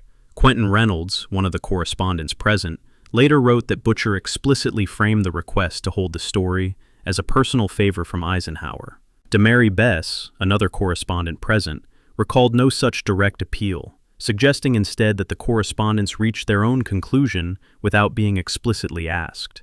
This is a source conflict I cannot resolve, and I'm not sure it matters whether the suppression was orchestrated or organic, because the result was the same. The story didn't run. For 3 months, from mid-August to late November 1943, the slapping incidents existed in a state of informational limbo, known to scores of people, reported by none. A live grenade in a filing cabinet, to borrow a metaphor I find apt, even if it isn't elegant. At least one correspondent, Demery Bess of the Saturday Evening Post, wrote a full draft of the story and sent it to his editor in New York, who also chose to hold it. The suppression wasn't only in the theater. It extended to editorial offices 5,000 miles away. The consensus was broad. It was also fragile. 3 months. From mid-August to the 21st of November. During this period, the Allies invaded mainland Italy at Salerno, fought their way up the peninsula, and bogged down in some of the most miserable combat conditions of the European War. 847,000 tons of supplies moved through Sicilian and Italian ports. Divisions were reorganized, reinforced, and committed to new operations. The machinery of the war ground forward, and in the background, known but unspoken, the Patton story sat. The people who knew, the medical staff, the IG investigators, the correspondents, Eisenhower and his inner circle, carried the knowledge as an operational fact, the way you carry awareness of a structural weakness in a bridge you have to keep using, because there is no other bridge. The question wasn't whether the story would eventually come out. Information this widely known, in a community this interconnected, doesn't stay suppressed forever. The question was when it would come out, and what would have changed by then to make the reasons for silence no longer sufficient. The answer, when it arrived, came not from the theater or from the correspondents who had honorably, or complicitly, depending on your perspective, held the story. It came from Washington. It came from a man who had never been to Sicily, never seen a field hospital, never sat in a press tent weighing patriotism against journalism. It came from Drew Pearson, and it came on the radio, and when it did, the containment strategy that Eisenhower had summarized in a single underlined word on a sheet of message paper was over. Chapter 6. George S. Patton's Interior, The Man Before the Myth. A letter, handwritten, in angular, forceful penmanship that presses hard enough into the paper to leave impressions on the sheet beneath. Dated the 30th of July, 1943, 4 days before the first slap. It is addressed to Beatrice, and it describes a visit to a military cemetery in Sicily, where fresh graves held men from the 1st Infantry Division. Patton writes that he walked among the markers and, his word, his handwriting, his ink, cried like a baby. The pen pressure on the word baby is noticeably heavier than on the surrounding text, as if the act of writing the admission required more force than the act of admitting it. This is the same man who, 4 days later, will stand over a private from that same division in a hospital bed and call him a coward for showing emotion under duress. The contradiction is not incidental, it is the man. George Smith Patton Jr. was, in the precise clinical sense of the phrase, a man at war with himself. A general who wept over graves on Tuesday and struck patients on Saturday, who contained within a single personality both an oceanic empathy for suffering and a violent contempt for any display of weakness, including and especially his own. The Patton family papers, preserved at the Library of Congress and supplemented by the memoirs and recollections of Patton's children and extended family, describe a childhood organized around a single principle: the Pattons were warriors. George's father and grandfather cultivated a family genealogy, emphasizing Confederate and Revolutionary War service, a lineage of martial identity that was treated not as history, but as genetic destiny. Young George was raised to believe that courage was heritable, that the warrior spirit ran in the blood the way eye color did, and that its opposite, cowardice, was therefore also heritable, a kind of moral birth defect. The implications of this upbringing for Patton's later psychology are difficult to overstate. If courage is inherited, then it cannot be learned. And if it cannot be learned, then a man who displays cowardice has not failed. He has revealed a fundamental deficiency in his nature that no training, no leadership, no sympathy can correct. The soldier shaking on a cot in an evacuation hospital was not, in Patton's framework, a man who had been broken by circumstances beyond his control. He was a man who had been exposed, revealed as lacking the essential quality that made a soldier a soldier. Patton's rage in those hospital tents was not irrational. It was perfectly rational within a system of beliefs that happened to be wrong. The system of beliefs had been tested early and violently.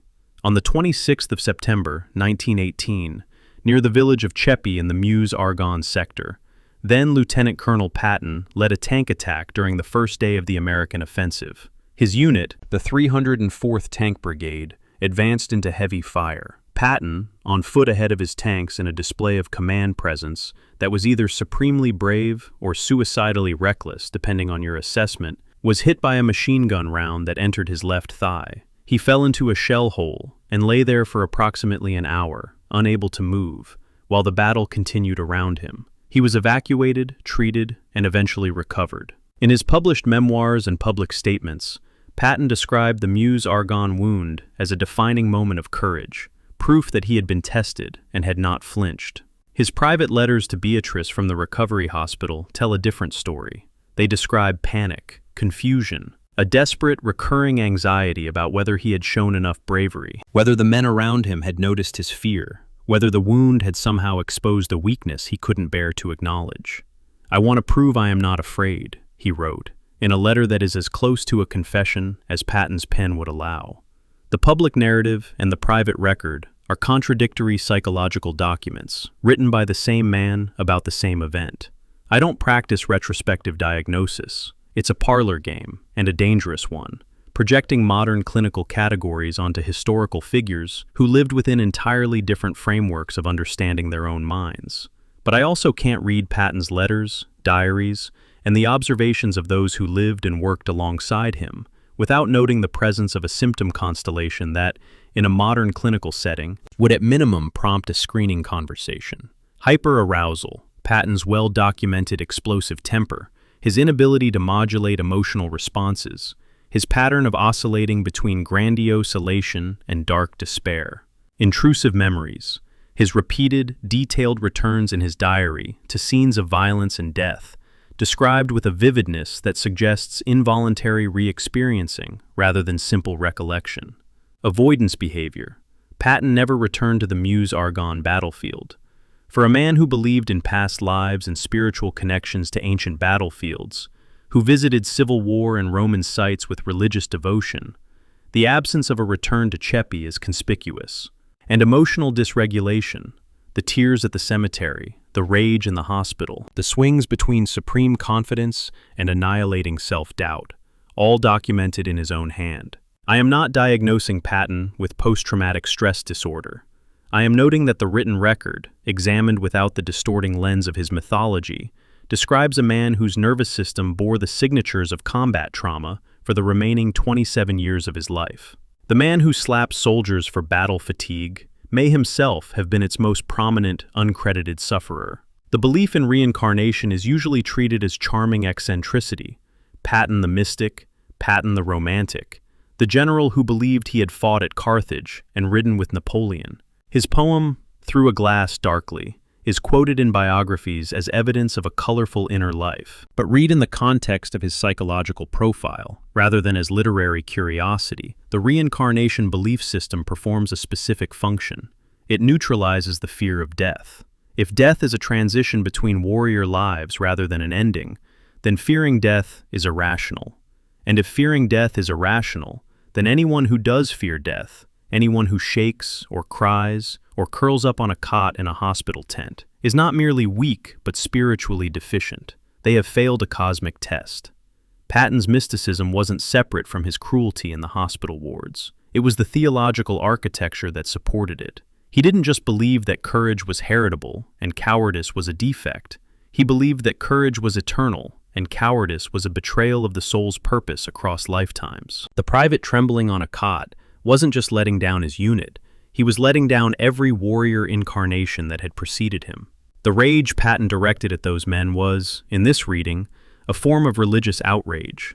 It fascinates me how often Patton's personal physician, Colonel Charles B. Odom, is omitted from the standard narrative of the slapping incident. Odom traveled with Patton throughout the war, observed him daily, and was in a unique position to assess his psychological state. In his later writings and correspondence, Odom made an admission that I find staggering in its implications. He considered, but never pursued, recommending Patton for a psychiatric evaluation. He observed the mood swings, the insomnia, the emotional volatility, the pattern of explosive outbursts followed by periods of remorse or depression. He saw the clinical picture, he had the medical training to interpret it, and he chose not to act. The reasons are undocumented. Odom never fully explained his decision, but the structural constraints are obvious. Recommending a psychiatric evaluation for a 3-star general in an active combat theater would have been career suicide for a colonel, and it would have removed from command a general whose operational value was, in the judgment of the entire Allied High Command, irreplaceable. Odom faced, in miniature, the same dilemma Eisenhower faced. The system could not afford to acknowledge what was plainly visible, because acknowledging it would require acting on it, and acting on it would remove a capability the system needed to win. Beatrice Eyre Patton is the silent axis around which George's psychology rotated, and her archival footprint, her letters to him, her marginal annotations on his letters to her, her correspondence with friends and family, provides a perspective that is both intimate and analytically invaluable. Beatrice was not a passive recipient of George's performances. She was a reader of them, a woman who had known him since childhood, who understood the gap between his public persona and his private terrors with a clarity that no biographer working from documents alone can fully replicate. Her marginal notes on his letters occasionally correct his self-mythology. When he describes a success in grandiose terms, she sometimes annotates with a deflating observation. When he describes a setback with self-pitying drama, she annotates with encouragement that is also, subtly, a reality check. She was, in effect, his editor, the person who processed his raw emotional output and returned it to him in more stable form. The letters between them, read as a dialogue rather than as 2 separate monologues, reveal a marriage that functioned partly as a psychological life support system. George performed confidence for the Army and confessed fear to Beatrice. Without her as a pressure valve, the emotional dynamics that produced the slapping incidents might have manifested earlier and more severely. In a 1945 letter to a family friend, preserved in the miscellaneous correspondence files of the Patton papers, Beatrice wrote a single sentence that, to me, reframes the entire slapping incident more precisely than any historian's analysis. I have always feared George would destroy himself, not through cowardice, but through the terror of being thought a coward. Read that again. Not cowardice, but the terror of being thought a coward. Beatrice understood, and stated plainly, in private, in her own words, that the force driving her husband's most destructive behavior was not cruelty, not malice, not even the ideology of warrior aristocracy, but fear. Specifically, the fear of being seen as what he most despised. Patton's violence in those hospital wards was, in his wife's reading, an act of projection so transparent that the person who knew him best could name it without hesitation. He hit those men because he saw in them the version of himself that he spent every waking moment fighting, the version that cried like a baby at cemeteries, that lay in a shell hole at Cheppy wondering if he'd been brave enough, that woke at night from dreams he never described in his diary. He hit them because they were doing, publicly, what he only permitted himself to do privately. And that permission, the ability to weep in a letter to his wife while maintaining iron composure before his troops, was the thread that held him together. When he saw men who had lost that thread, who could no longer perform the separation between private anguish and public bearing, something in him broke. Patton's personal correspondence archive for the 1942 to 1945 period comprises approximately 1,847 letters to Beatrice alone, according to the Library of Congress finding aid for the Patton papers. Of these, a rough estimate, based on my own review of the collection summaries and the excerpts published by Martin Blumenson, suggests that more than 300 contain some reference to death, fate, divine mission, or the fear of failure. That's not anecdote, that's a pattern. Over 1,800 letters, with roughly 1 in 5 returning to the same cluster of themes: mortality, destiny, and the terror of inadequacy. The man who commanded armies with an air of absolute certainty was, in his private writing, circling the same anxieties over and over, like a tongue returning to a broken tooth. The letters don't resolve the contradiction between Patton the commander and Patton the man. They deepen it. They show us that the performance of invulnerability, the pearl-handled pistols, he would have corrected me, ivory, the profanity, the swagger, was maintained at enormous internal cost, and that the cost was visible, in ink, on paper, to anyone who cared to look. The room is quiet. The letter to Beatrice, the one about the cemetery, the one dated 4 days before everything changed, sits in a box at the Library of Congress, folder after folder of angular handwriting chronicling a man's war against himself as much as against the Germans. Patton's pen has moved on to other subjects: troop dispositions, the quality of Sicilian wine, a complaint about Montgomery. The admission of tears at the cemetery occupies perhaps 3 lines in a 2-page letter. It is surrounded by bravado, by operational detail, by the voice of command. But it's there, and it will still be there on the 3rd of August, when Patton walks into the 15th Evacuation Hospital and encounters a private from the same division whose graves he wept over, a man who is doing nothing more than displaying, in public, the same human response to unbearable pressure that Patton permits himself only in the privacy of his correspondence.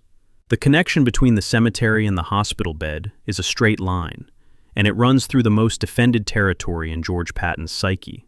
He will not see the line. Beatrice will, and she will name it in a single sentence 2 years later, in a letter to a friend that will sit in an archive for decades before anyone recognizes it as the most penetrating analysis of the slapping incident ever written, not by a historian, not by a psychiatrist, but by a wife who knew her husband better than he knew himself. Chapter 7. Eisenhower's Calculus, the private letter, a draft, not the final document, the draft. It sits in the Eisenhower pre-presidential papers at the Eisenhower Library in Abilene, Kansas, filed among correspondence that spans the full chaos of a theater command in mid-August 1943. The paper is standard Army message stock. The typing is clean, probably done by a staff secretary from Eisenhower's dictation. But near the bottom of the page, a paragraph has been struck through, not scratched out in haste, not obliterated with heavy ink, but crossed with a single firm horizontal line. The kind of deletion that says the author read the words, considered them, and decided they could not remain. The struck-through text contains language about compelling Patton's relief from command of 7th Army. The final letter, the one actually sent to Patton on the 17th of August, contains no such language. Somewhere between the draft and the dispatch, Dwight Eisenhower removed the only written threat that would have ended George Patton's career with the authority of a direct order. That single pen stroke across a single clause is, by any reasonable measure, one of the most consequential editorial decisions of the entire war. Eisenhower did not make this decision alone, though the final authority was unquestionably his. His chief of staff, Major General Walter Bedell Smith, a man whose temperament was the organizational inverse of Eisenhower's own, sharp where Eisenhower was diplomatic, punitive where Eisenhower was corrective, reportedly advised relief. The recommendation is documented not in a formal staff paper, but in the recollections of those present and in oblique references in the Butcher Diary. Smith's logic was institutional. A general who strikes patients creates a liability that will eventually surface, and it is better to control the timing and terms of a general's removal than to be forced into it by external pressure. Eisenhower heard this argument. He overruled it, and the reasoning behind the overruling was not primarily moral or disciplinary. It was mathematical. Eisenhower was running a theater of war containing approximately 478,000 American troops. Of the American officers who had actually commanded an Army-level formation in combat, not trained one, not planned for one, but commanded one under fire, the number could be counted on one hand. Patton was one of perhaps 3 or 4 men alive who had done this. The replacement pool was not 478,000. It was 3 people. The strategic context tightened the constraint further. Post-war memoirs, particularly Omar Bradley's A Soldier's Story, suggest that Bradley was the obvious successor if Patton were relieved. The narrative is tidy. Bradley, the soldier's general, waiting in the wings to replace the volatile Patton. But the AFHQ personnel records from August 1943 complicate this. Bradley was already earmarked for a specific role in the Overlord planning. The cross-channel invasion of France was less than a year away, and Bradley's assignment to what would become 12th Army Group was in preliminary discussion. Pulling Bradley into 7th Army to replace Patton would have disrupted the overlord command structure before it was even built. The obvious replacement was not actually available, which meant Eisenhower's options were narrower than the memoir literature admits. This is a recurring problem with post-war accounts. They smooth the messiness of real-time decision-making into clean narratives of choice and consequence, when the reality was a set of interlocking constraints that left the decision-maker with far less room to maneuver than hindsight suggests. The letter Eisenhower actually sent, the final version, with the relief clause deleted, deserves close reading because its language reveals the strategy behind the decision. The letter expresses disappointment. It acknowledges the severity of the conduct. It orders Patton to apologize to the soldiers, the hospital staffs, and every division under his command. But it does not relieve. It does not threaten relief in explicit terms. It does not establish a formal disciplinary record that could be used as the basis for future action by anyone outside Eisenhower's own authority. The letter is corrective in tone and containment-oriented in function. It is designed to produce an outcome. Patton chastened, the medical staff mollified, the incident closed, without creating the bureaucratic artifacts that would force escalation. Every clause in the final letter is a load-bearing element in a structure built to keep the problem inside the room. When I compare the draft to the final version, what strikes me most is not the content that was removed, but the precision of its removal. Eisenhower didn't rewrite the letter. He didn't soften the overall tone or dilute the reprimand. He made one surgical cut, the relief clause, and left everything else intact. This tells me the decision was not about whether to be harsh or lenient. It was about one specific question. Do I put in writing, over my signature, that I am willing to fire George Patton? And the answer was no.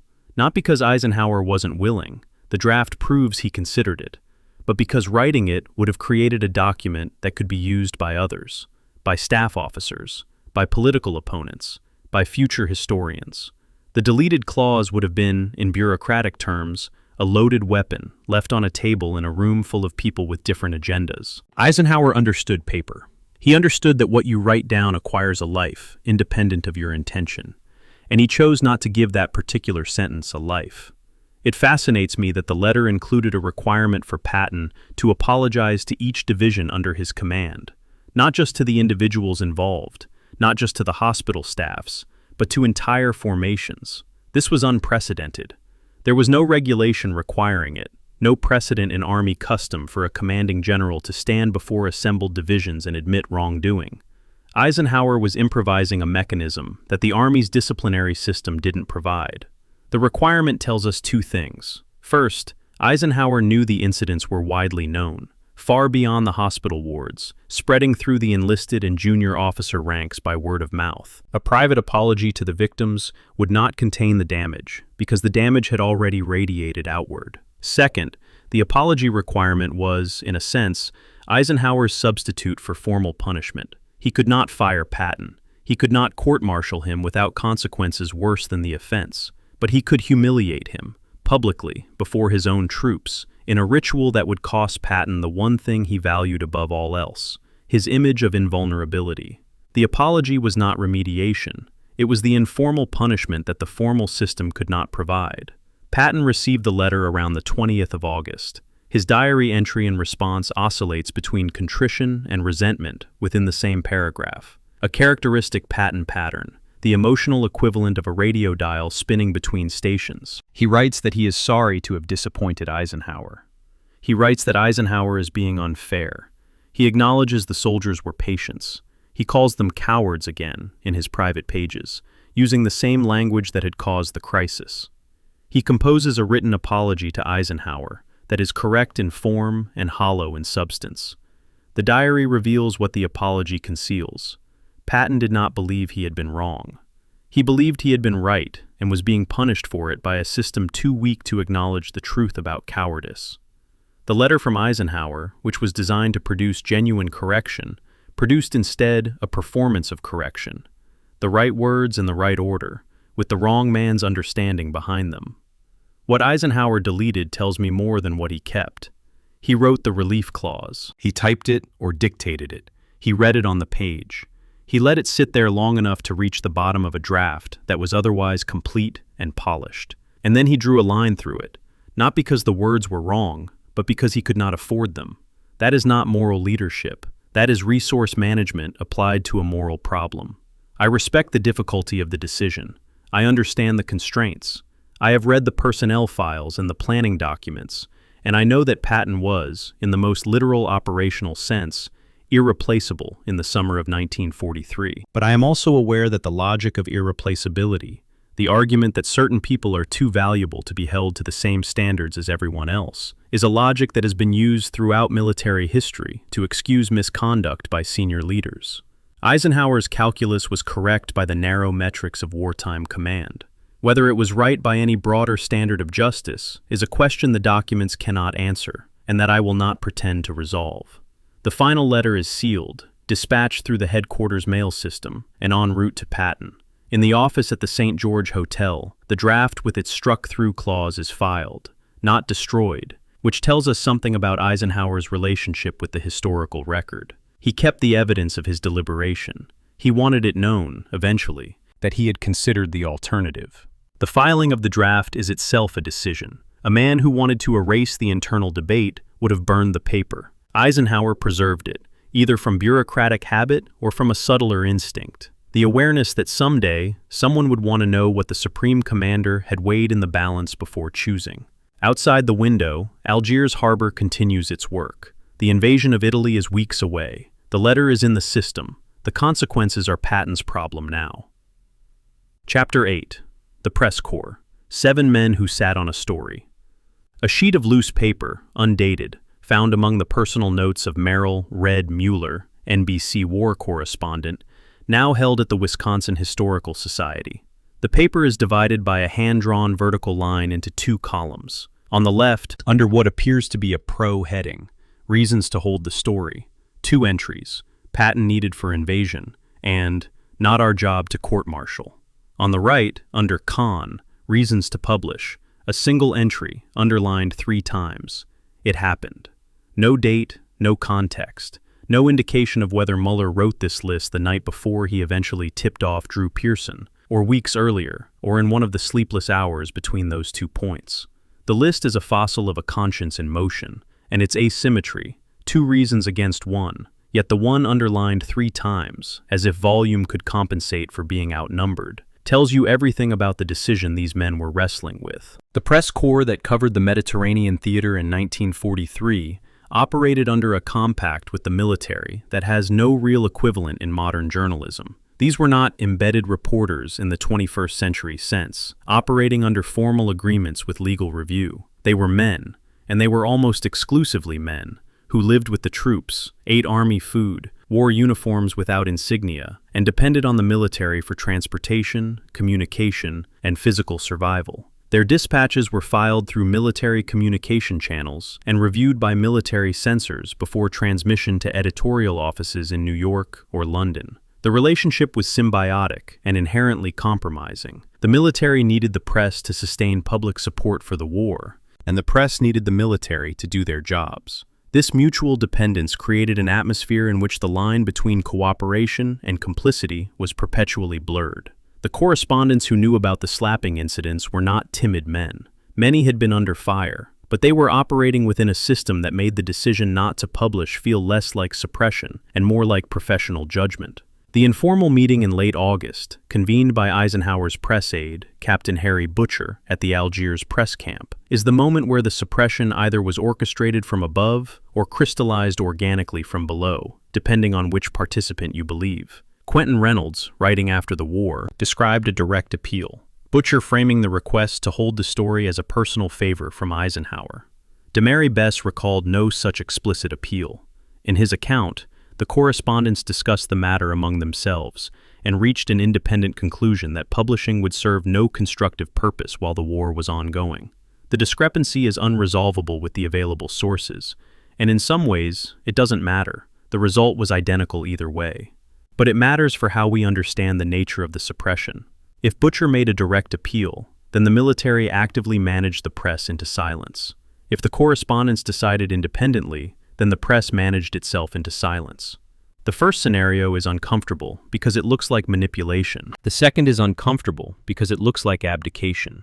The mechanics of the wartime filing system are important here because they reveal the specific point at which the suppression operated.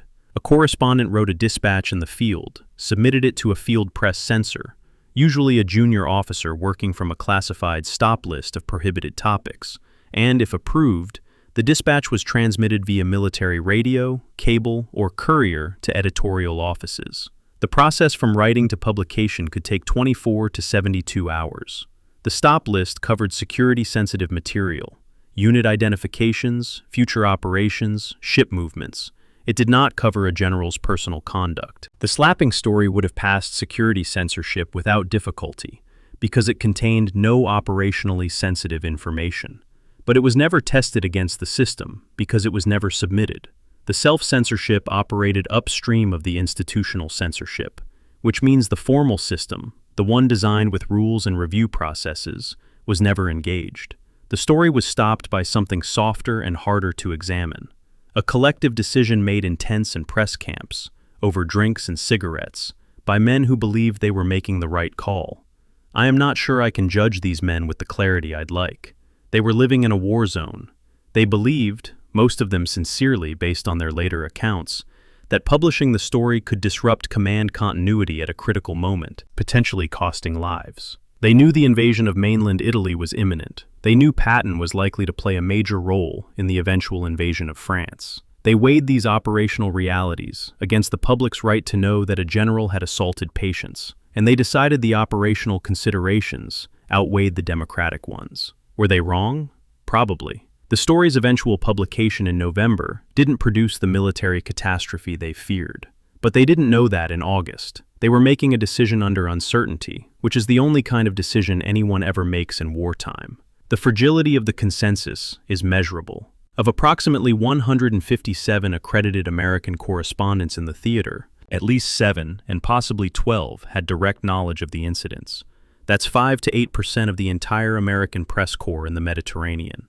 This was not a tight secret held by 2 or 3 people bound by deep personal loyalty. It was a moderately distributed piece of information, sustained by a shared assumption that the reasons for silence outweighed the reasons for speech. Every additional person who learned the story increased the probability of a leak. The consensus didn't need to fracture along ideological lines or through a dramatic crisis of conscience. It just needed one person to decide, for whatever reason, that the compact no longer held. What gets overlooked, and this is the detail I find most telling when I trace the information flow, is that the suppression was not confined to the theater. At least 2 correspondents, and possibly more, transmitted versions of the story to their editorial offices in the United States. Bess wrote a full draft for the Saturday Evening Post and sent it to his editor. The editor held it. This means the decision not to publish was made independently, at multiple nodes in the information chain, by people who were not in the same room, not under the same pressures, and not bound by the same informal agreements. An editor in New York held a story, not because a military press aide asked him to. There is no evidence Butcher's request extended beyond the theater, but because the editor made his own judgment that the story was too dangerous or too politically complicated to run. The suppression was distributed, decentralized, and self-reinforcing. Each node that held the story confirmed to the others that holding was the correct decision. 3 months passed, from late August to late November. The Allies landed at Salerno. The Italian campaign ground into bloody stalemate south of Rome. The correspondents filed stories about all of it, about the mud, the cold, the casualties, the generals' disputes over strategy. They did not file stories about the slapping. The silence was not enforced, it was maintained. And it was maintained not by coercion or by threat, but by a shared understanding that was both genuinely patriotic and genuinely self-interested. Because the correspondents who held the story also maintained their access, their relationships with command, and their professional standing within a system that rewarded cooperation and punished troublemaking. The thread that would unravel the consensus was already loose. Merrill Mueller, the man with the pro and con list, returned to the United States at some point in the autumn of 1943. The exact timing and circumstances of his communication with Drew Pearson are not cleanly documented. Later accounts disagree on whether Mueller spoke to Pearson directly or through an intermediary, and whether the conversation was a deliberate leak or a casual disclosure that Pearson recognized as newsworthy and pursued. What is clear is that by mid-November, Pearson had the story. He had it not from official channels, not from a formal whistleblower process, not from a dramatic act of journalistic defiance, but from the inevitable erosion of a fragile consensus. One man talking to another man, in a context where the reasons for silence felt less compelling than they had 3 months earlier and 5,000 miles to the east. Mueller's loose sheet of paper, the one with the pro and con list, doesn't record the moment of decision. It records only the architecture of the dilemma. 2 reasons to hold, 1 reason to publish, the one underlined 3 times, as if the hand that held the pencil was trying to convince itself. The sheet sits in the Wisconsin Historical Society, undated, unsigned except by implication, a document that proves nothing except that at least one man struggled with what he knew and what he owed. The outcome of that struggle would reach a radio studio in Washington, a microphone, and a Sunday evening audience of millions. But that is the next chapter's concern. For now, the paper rests in its archival folder, the pencil lines undisturbed, the dilemma preserved but no longer active. Chapter 9. Drew Pearson and the Broadcast, the 21st of November, 1943. A broadcast script, typed on cream-colored stationery that was distinctive enough to be recognizable as Drew Pearson's personal stock. The script is held in the Pearson Papers at the Lyndon Baines Johnson Presidential Library in Austin, Texas, and in its upper right corner, a handwritten notation reads, "Cleared with legal, OK per FCC, RE unnamed source." That notation is revealing before a single word of the script itself is read. Pearson didn't just write a story, he prepared for the response. He consulted his lawyers. He verified his position with respect to Federal Communications Commission regulations regarding unattributed claims on public airwaves. He approached the broadcast not as a journalist breaking a story, but as a litigator entering a courtroom. Every exposure calculated, every vulnerability pre-assessed. This was not an act of conscience. It was an act of strategy. Drew Pearson was not a war correspondent. He had never been to Sicily. He had never walked through a field hospital. He had never sat in a press tent at 3 a.m, weighing what he knew against what he owed. Pearson was a Washington columnist and radio commentator whose syndicated Washington Merry-Go-Round column and accompanying ABC radio program operated at the intersection of journalism, gossip, and political warfare. He was feared in Washington, by politicians, by generals, by anyone whose career could be damaged by information made public at the wrong moment. He had a documented adversarial relationship with the Roosevelt administration's military establishment. He had previously published leaks damaging to senior officers. The slapping story was, for Pearson, consistent with a long-established pattern of using military embarrassments as political leverage.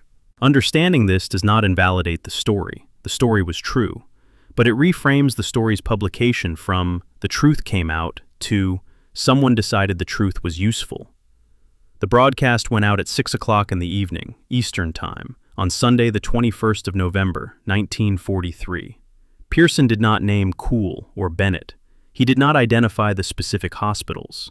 He described an unnamed general slapping soldiers in a hospital in Sicily, and added details that were accurate in substance if imprecise in specifics. The vagueness was deliberate. By not naming names, Pearson forced the War Department into an impossible position. They could confirm the story, which would be damaging. They could deny it, which would be a lie easily exposed, or they could say nothing, which would be interpreted as confirmation. All 3 options served Pearson's interests. The broadcast was designed not to inform, but to detonate, to create a pressure wave that would force institutional responses. And those responses would become the next cycle of the story. The public reaction was immediate, loud, and, this is the part most retellings get wrong, deeply divided.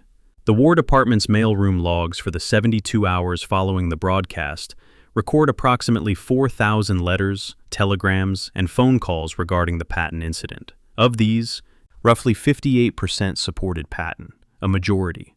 The American public in late 1943 was not uniformly outraged by the idea of a general slapping a soldier. A significant portion of the country believed, as Patton believed, that combat stress was not a legitimate medical condition, that soldiers who broke down were shirking, and that physical correction by a commanding officer was an appropriate response. The letters supporting Patton used language that echoed his own diary: coward, malingerer, needed a good slap. The country was, on this question, almost evenly split, and the idea that the broadcast produced a unanimous wave of moral condemnation is a retrospective invention shaped by later sensibilities. The War Department scrambled. Secretary of War Henry Stimson held a press conference on the 23rd of November, 2 days after the broadcast, in which he confirmed the incidents, confirmed Eisenhower's handling, and attempted to frame the matter as resolved. His diary entry for that day captures the predicament in a line that manages to be both honest and revealing. He describes spending the morning answering inquiries about why generals strike soldiers, as if that were the most pressing question of the war. The word he originally used before inquirers was fools. He crossed it out in his own private diary, self-editing even in the document no one else was supposed to read. Stimson's frustration was genuine. He was managing the public dimension of a crisis that Eisenhower was supposed to have contained in August, and the containment had failed. The legal architecture that protected Pearson from consequences is worth understanding, because it reveals the specific seam in the information control system that he exploited. Radio broadcasts were subject to FCC content regulations and, in theory, to the Espionage Act of 1917 if they disclosed information useful to the enemy. Pearson's broadcast contained no operational information, no unit designations, no ship positions, no future plans.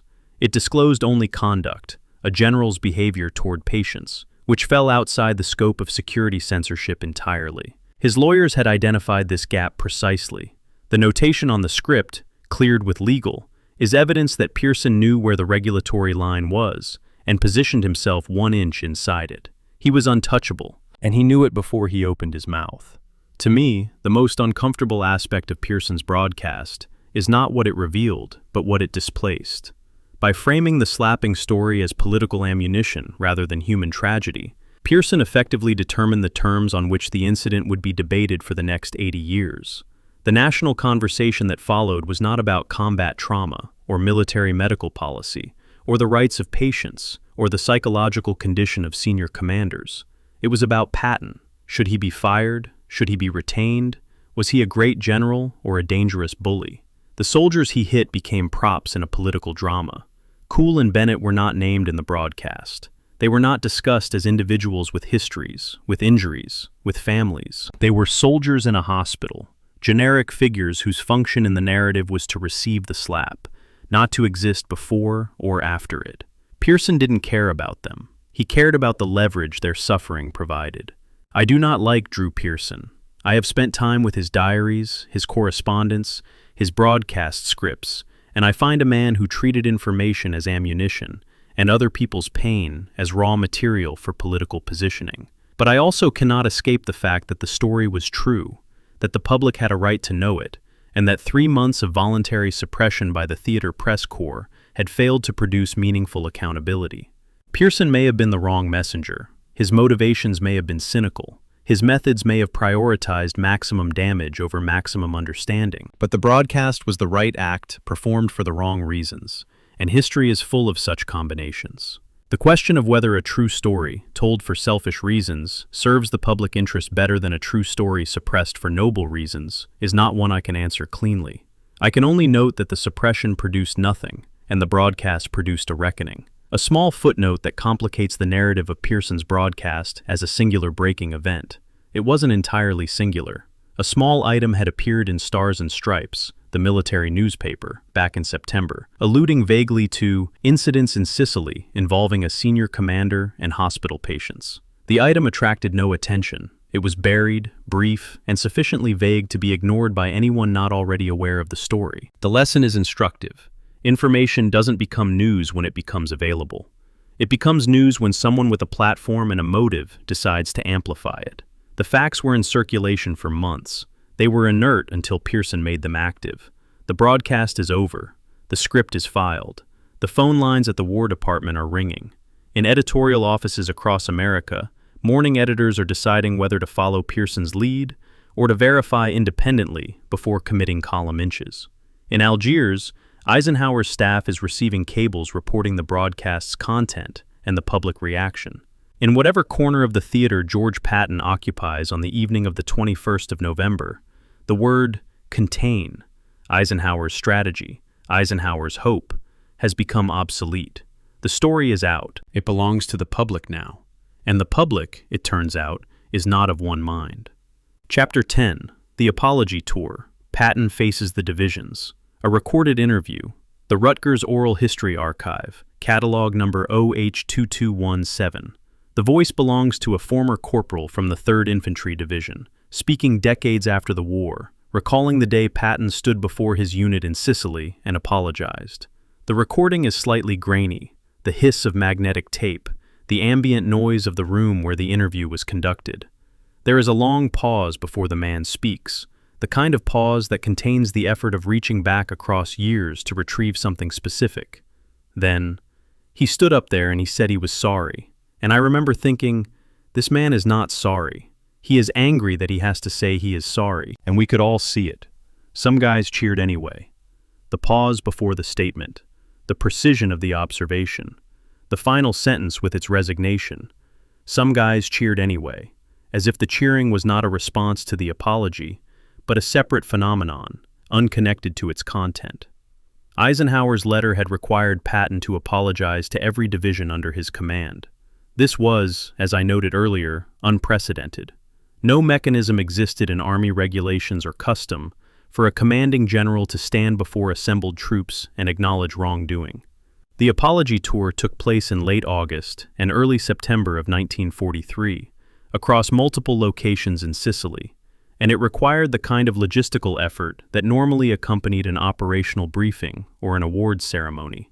Stages, loudspeaker systems, assembly areas, security details, entire divisions, 15 to 20,000 men per formation, were pulled from their duties, assembled in open areas, and asked to listen to a 3-star general say words that the Army's hierarchical structure had no template for. The chain of command was designed to flow in one direction. Orders down, obedience up. An apology reversed the polarity. The discomfort that pervades every eyewitness account of these events is not personal. It is structural. The first apology was to the medical staff of the hospitals, the 15th and 93rd Evacuation Hospitals. By most accounts, these were brief, stiff, and received in near total silence. The medical professionals who had witnessed the slappings and filed the complaints were not an audience inclined toward forgiveness. They had seen their patients assaulted in their care, in the one space the military designated as safe from the hierarchies and pressures of the combat zone. Patton's words, whatever they were, the exact text of his hospital apologies is not preserved in a verbatim transcript, did not undo what had happened in those tents. The silence that greeted him was the silence of people who knew that the apology was compelled, not offered, and who understood the difference. The divisional apologies were more complex events, and their reception varied dramatically depending on the unit. The 1st Infantry Division, Kuhl's division, the Big Red One, had a fraught relationship with Patton that predated the slapping incidents.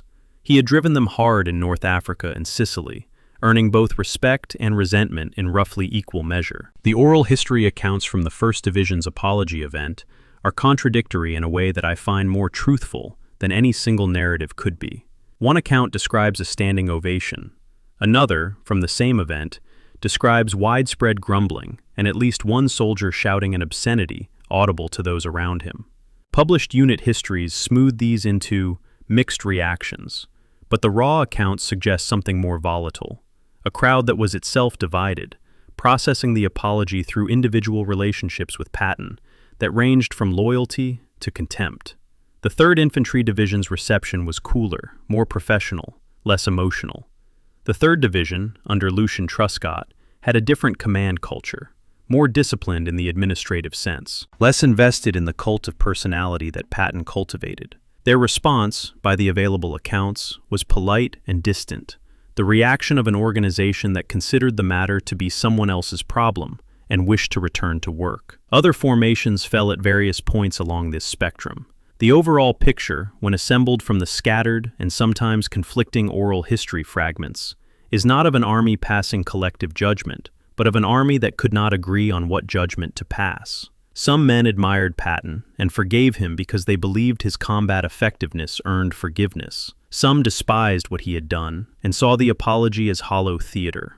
Most, probably, fell somewhere in an unarticulated middle ground, where they didn't think about it much because they had other things to think about, like staying alive. To me, the most telling aspect of the apology tour is who was absent. Kuhl was not present at any of the events. He had already been returned to duty with a different unit, reassigned away from the 1st Division. Bennett was in a rear area hospital. Patton apologized to formations, to thousands of men standing in Sicilian dust, but he did not apologize face-to-face to the 2 men he had hit. The apologies were addressed to the institution, not to the individuals. This was perhaps inevitable, given the logistics. You cannot easily locate and assemble 2 specific privates from 2 different units in an active theater. But the absence is meaningful. It means the ritual was designed to repair Patton's relationship with the Army, not his relationship with his victims.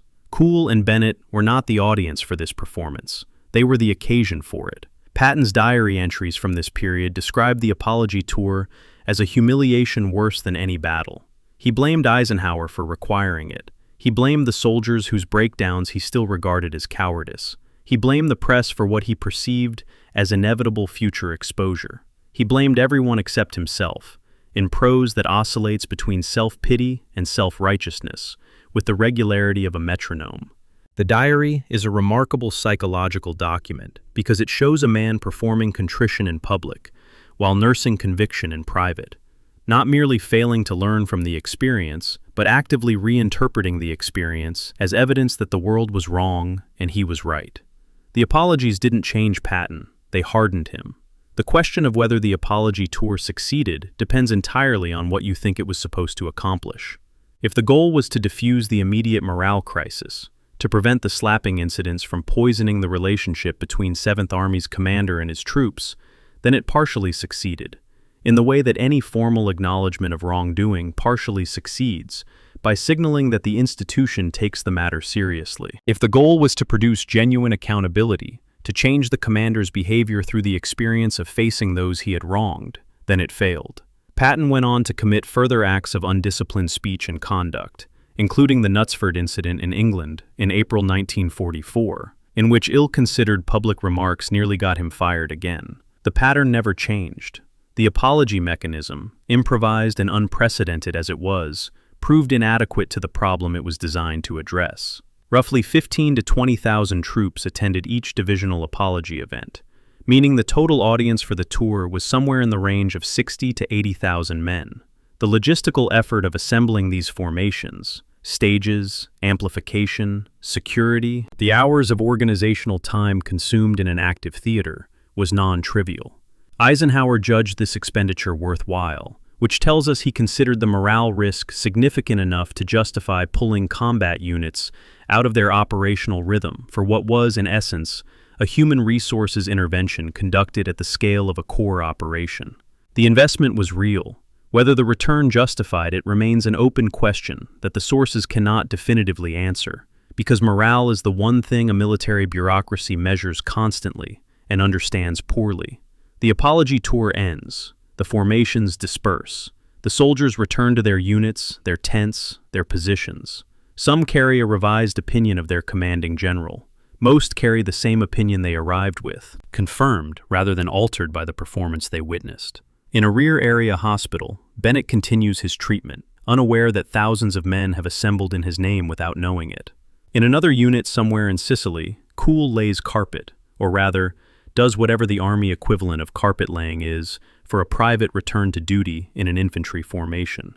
The apology was for the institution. The men it was about were elsewhere, living with the consequences that the institution had not addressed and would not address. The gap between the ritual and the reality is the gap this entire story lives in. Chapter 11, The Congressional Firestorm, Washington Responds, The Stimson Diary, Yale University Library, Microfilm Reel 8.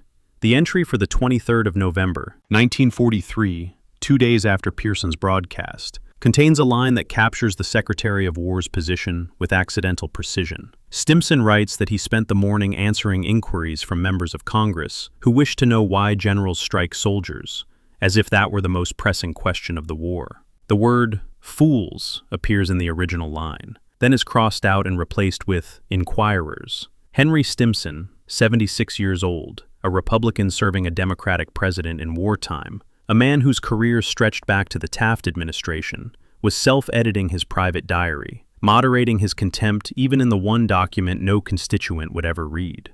The correction tells you everything about the discipline of the man and the pressure of the moment. The congressional response to Pearson's broadcast was swift, public, and substantially more complex than the standard narrative of Washington demanded Patton's head.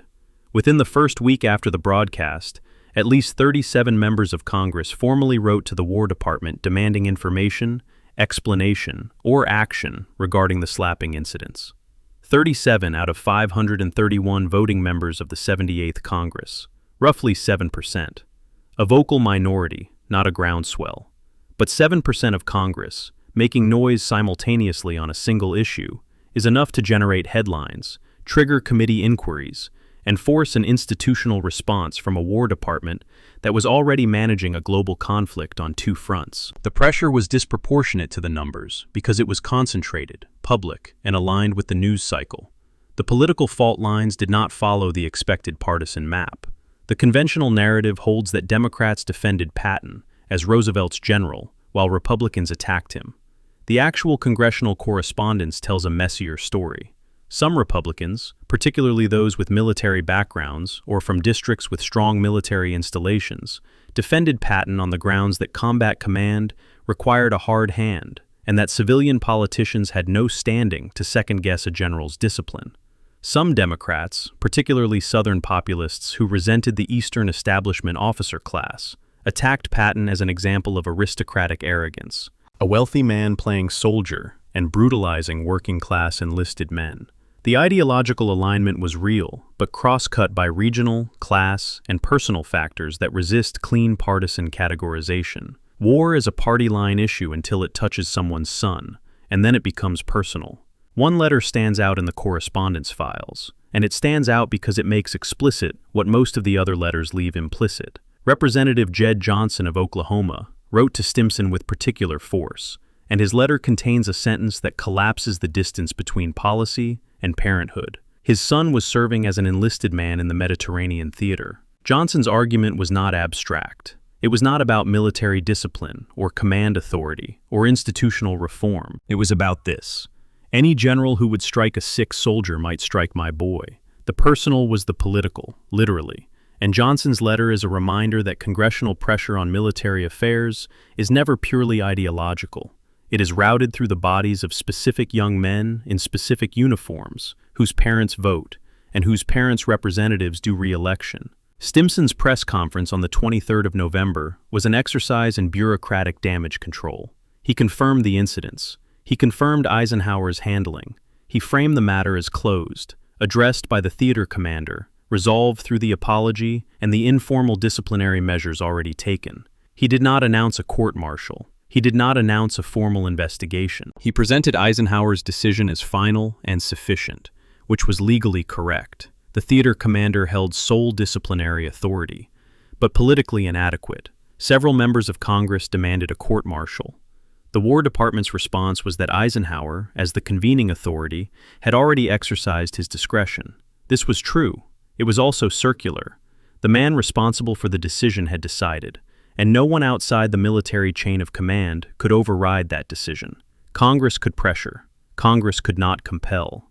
The legal architecture is critical here because it reveals the structural feature that made the Patton case possible, not the slapping itself, but the absence of formal accountability afterward. Under the 1928 Articles of War, the authority to convene a general court-martial rested with the convening authority, in this case, the theater commander, Eisenhower. No external body, not Congress, not the Secretary of War, not the President in his capacity as Commander-in-Chief, could order a court-martial without going through the military chain. The system was designed to insulate military justice from political interference. In practice, this meant it also insulated senior leaders from accountability when their own chain of command chose not to act. The feature designed to protect military autonomy also protected military impunity, and the Patton case exposed this double edge with a clarity that no previous incident had achieved. When I read the congressional correspondence, the individual letters, with their varying tones of outrage, concern, political calculation, and genuine moral distress, I noticed something that bothers me. Almost none of them mention Kuhl or Bennett by name. The soldiers are abstractions, sick soldiers, hospitalized men, our boys. They exist in the letters as categories, not as individuals. The congressmen were not defending Charles Kuhl of Mishawaka, Indiana, or Paul Bennett of Sea Battery, 17th Field Artillery. They were prosecuting or defending an idea about military power, civilian oversight, and the limits of command authority. Kuhl and Bennett were the occasion for the debate, not its subject. Their displacement, from specific named suffering human beings to generic rhetorical props, mirrors Pearson's broadcast, which also didn't name them. The two men at the center of the incident were becoming invisible, precisely as the incident itself became maximally visible. The debate burned hot through late November and into December, then gradually subsided as other news, the Tehran conference, the ongoing Italian campaign, the accelerating preparations for Overlord, displaced it from the front pages. The congressional pressure did not produce a court-martial. It did not produce a formal investigation beyond the IG report that Eisenhower had already received and acted upon. It did not produce Patton's relief. What it produced was a kind of political scar tissue, an awareness within the War Department and within Congress that the military justice system's handling of senior leader misconduct was structurally inadequate, and that the gap between what the public expected and what the system could deliver was a vulnerability that would be exploited again. The Patton case didn't change the system in 1943. It marked the system for future change. The firestorm exhausts itself. The letters slow. The headlines move on. In the War Department mailroom, clerks file the last of the 4,000 responses, the outraged and the supportive, the thoughtful and the reflexive, the letters from parents and the letters from armchair generals, into folders that will eventually find their way to the National Archives. Stimson returns to the business of managing a global war. The structural critique exposed by the crisis, that the military justice system could not hold a senior leader accountable against the wishes of his superior, remains unaddressed. It will remain unaddressed through the rest of the war, through Korea, through Vietnam, through Iraq. It will take 81 years and a series of unrelated scandals before the specific structural feature that protected Patton is formally altered by legislation. But that reform belongs to a later chapter. Chapter 12, The Doghouse, Patton's Exile, Winter 1943 to 1944. A daily calendar, standard Army appointment book, leather-bound, the kind issued to general officers for scheduling purposes. This one belongs to George S. Patton, Jr., and covers the month of December 1943. The page for December the 14th, a Tuesday, shows a single entry, 1000 hours, ride. The rest of the page is blank. No meetings, no briefings, no operational conferences, no visitors of consequence. Just a horseback ride at 10 in the morning, and then nothing.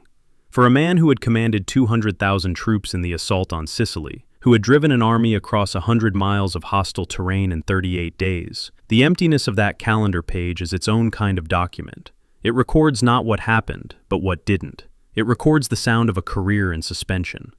Patton's removal from effective command was accomplished through the standard military mechanism of reassignment, rather than the extraordinary mechanism of relief. He was transferred from 7th Army to a vaguely defined planning role that carried his rank and his pay, but none of his authority. The bureaucratic language of the transfer orders, preserved in AFHQ personnel files, frames the move as a routine change of assignment, the kind of thing that happens constantly in a theater managing dozens of general officers across multiple operations.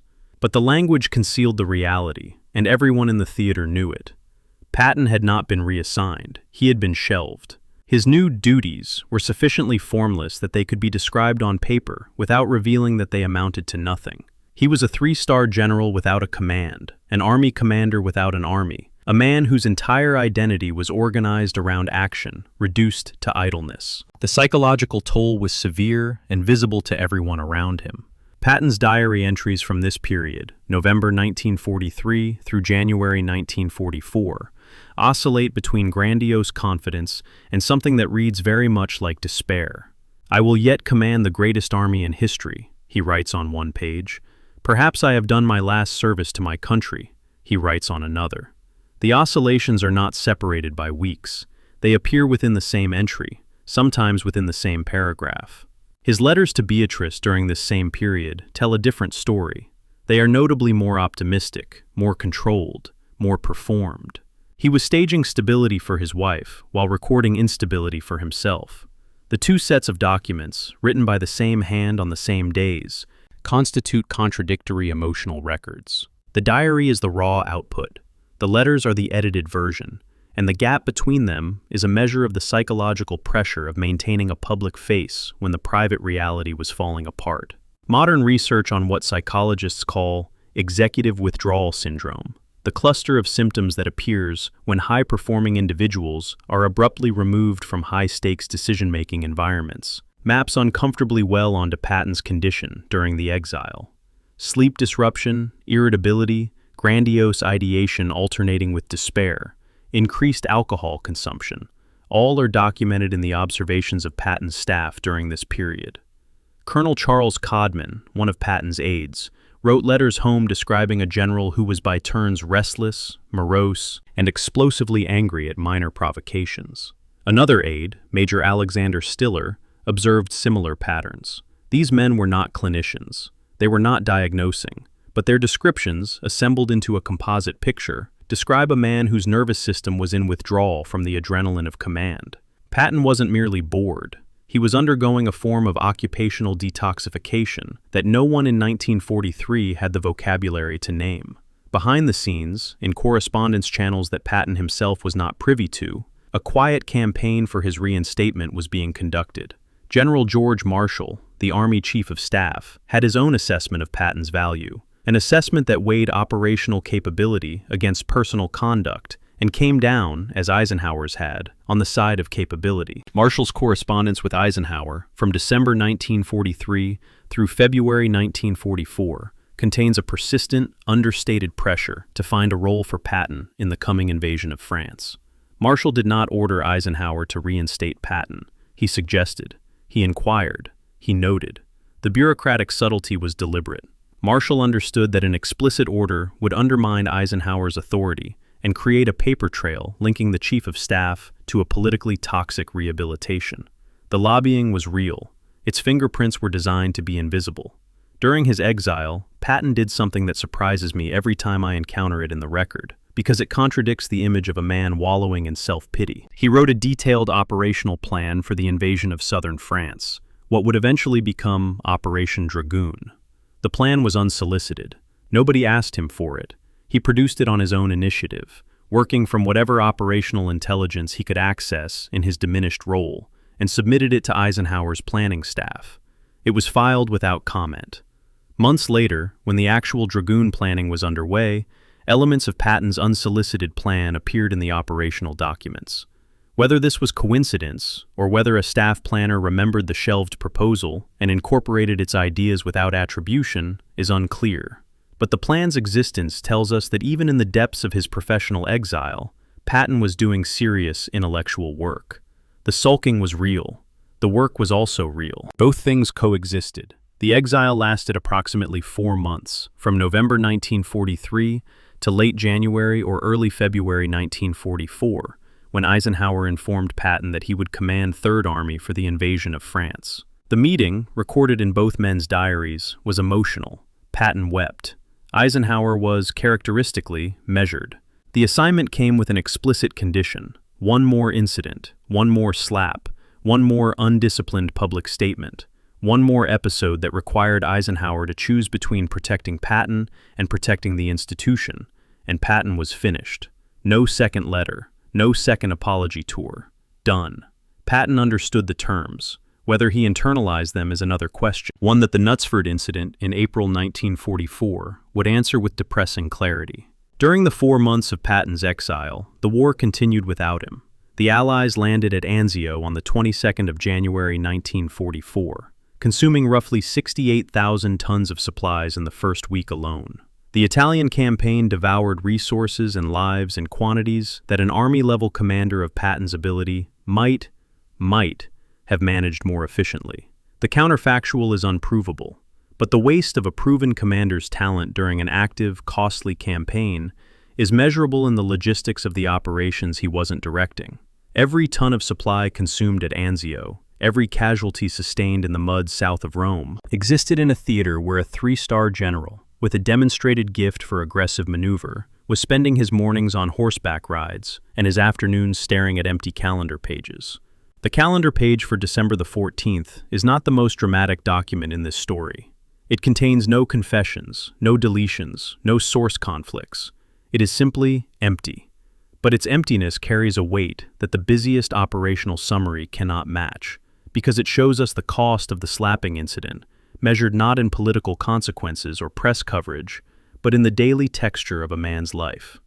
1,000 hours, ride, and then nothing. The silence of the page is the silence of a career in suspended animation, neither terminated nor active, existing in a bureaucratic purgatory that the Army created for a man it couldn't fire and couldn't use. The exile would end. The page would fill again with briefings and operational conferences and the dense, urgent notation of a commander at war. But for now, on this Tuesday in December, the page is blank, and the blankness is the loudest thing in the archive. Chapter 13, Fortitude South, The Phantom Army and Patton's Resurrection. A German intelligence assessment. OKW Fremde Heer West, Foreign Armies West. Assessment number 1288, dated the 30th of April, 1944. The document is typed on official OKW letterhead, bearing full distribution stamps that indicate it was briefed upward through the German command chain to the highest levels. On the assessment's order of battle chart for Allied forces in the United Kingdom, a specific entry appears. 1st U.S. Army Group, Patton, deployed in southeast England, estimated strength 150,000 troops. The formation did not exist. There was no 1st U.S. Army Group in any meaningful operational sense. There were no 150,000 troops. There were inflatable rubber tanks, wooden aircraft, and a small number of signalers generating fake radio traffic from a handful of transmitters scattered across Kent and Essex. But the assessment carries full analytical confidence markings, which means the German intelligence professionals who compiled it believed in the Phantom Army enough to present it as fact. A slap in a hospital tent in Sicily had, through a chain of consequences that no one designed, become a line item in the Führer's daily intelligence briefing.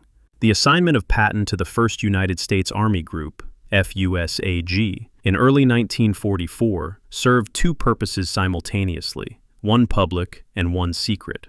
The public purpose was to give Patton a visible role in England that signaled his rehabilitation without yet committing him to an operational command.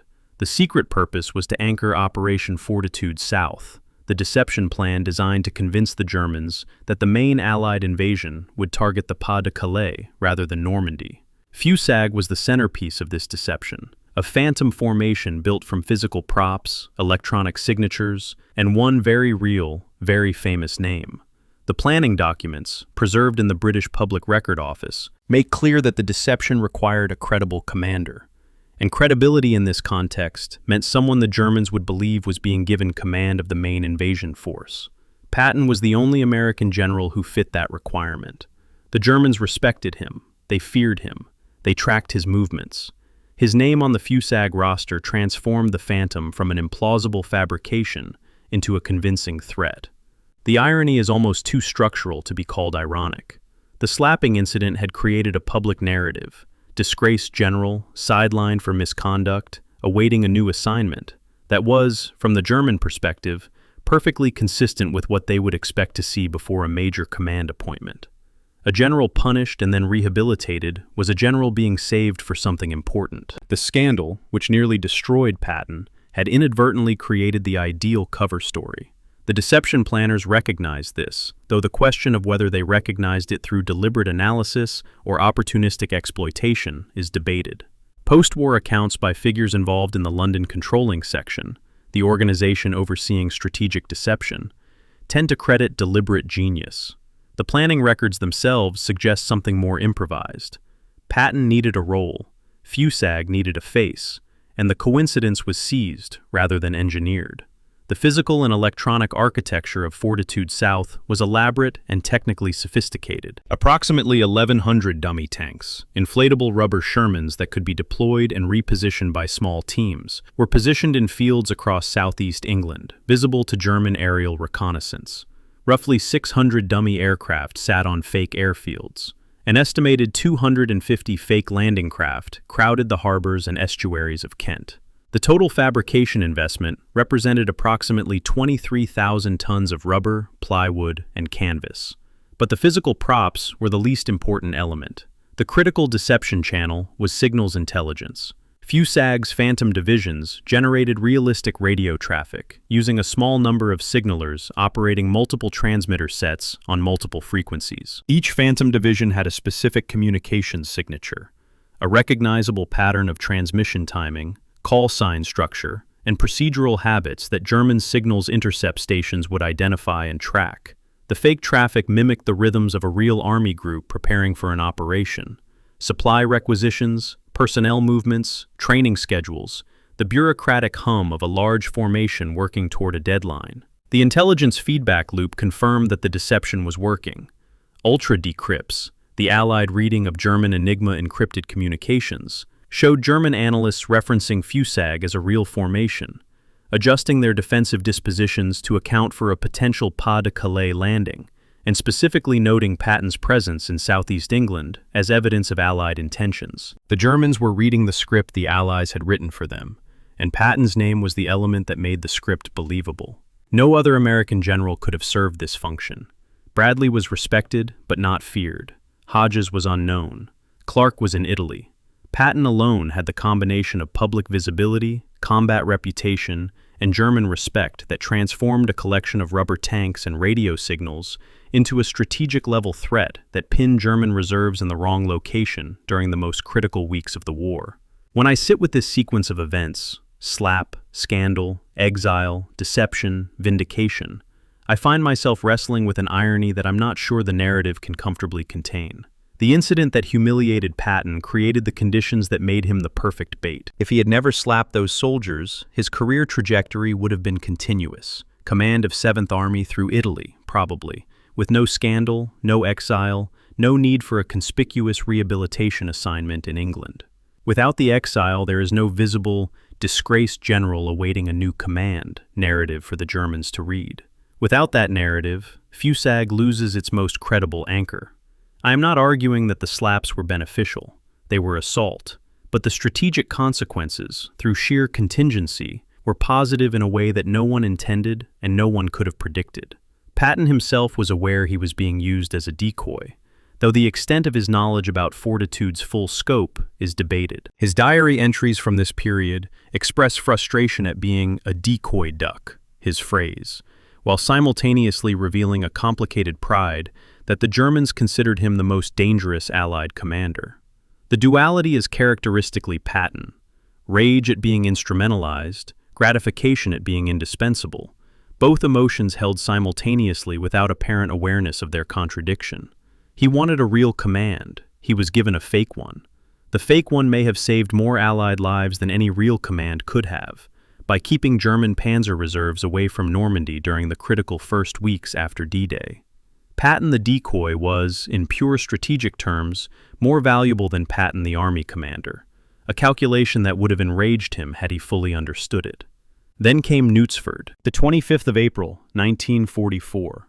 Patton, speaking at a welcome event for American servicemen in the English town of Knutsford, made remarks about the post-war world that were politically clumsy and, depending on the source, either mildly impolitic or genuinely offensive. He referenced Britain and America ruling the world, with or without Russia, in terms that made headlines and infuriated the Soviets. Eisenhower, who had explicitly told Patton that one more incident would end his career, was now facing exactly the scenario he had dreaded. The cable traffic between Eisenhower and Marshall in the days following Knutsford reveals a supreme commander on the edge of firing his most famous subordinate for the second time in 9 months. What saved Patton, again, was not mercy, but math. Removing him from Fusag weeks before D-Day would have unraveled the deception at the worst possible moment. The Phantom Army needed its real general.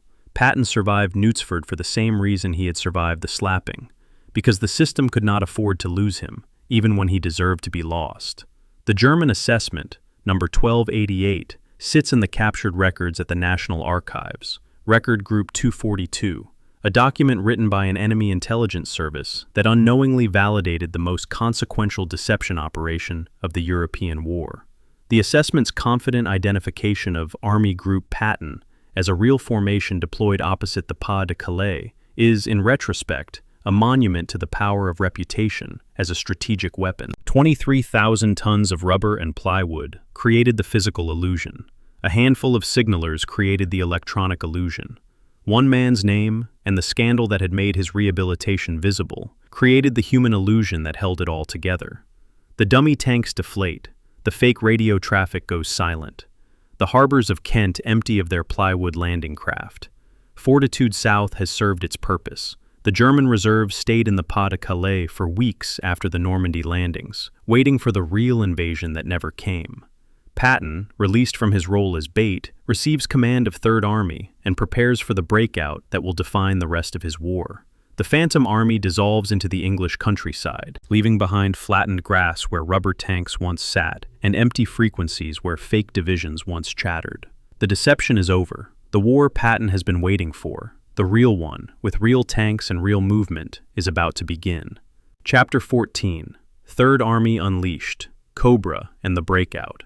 A logistics summary. Third Army G4 Daily Report. Dated the 3rd of August, 1944. Exactly 1 year to the day after the first slap.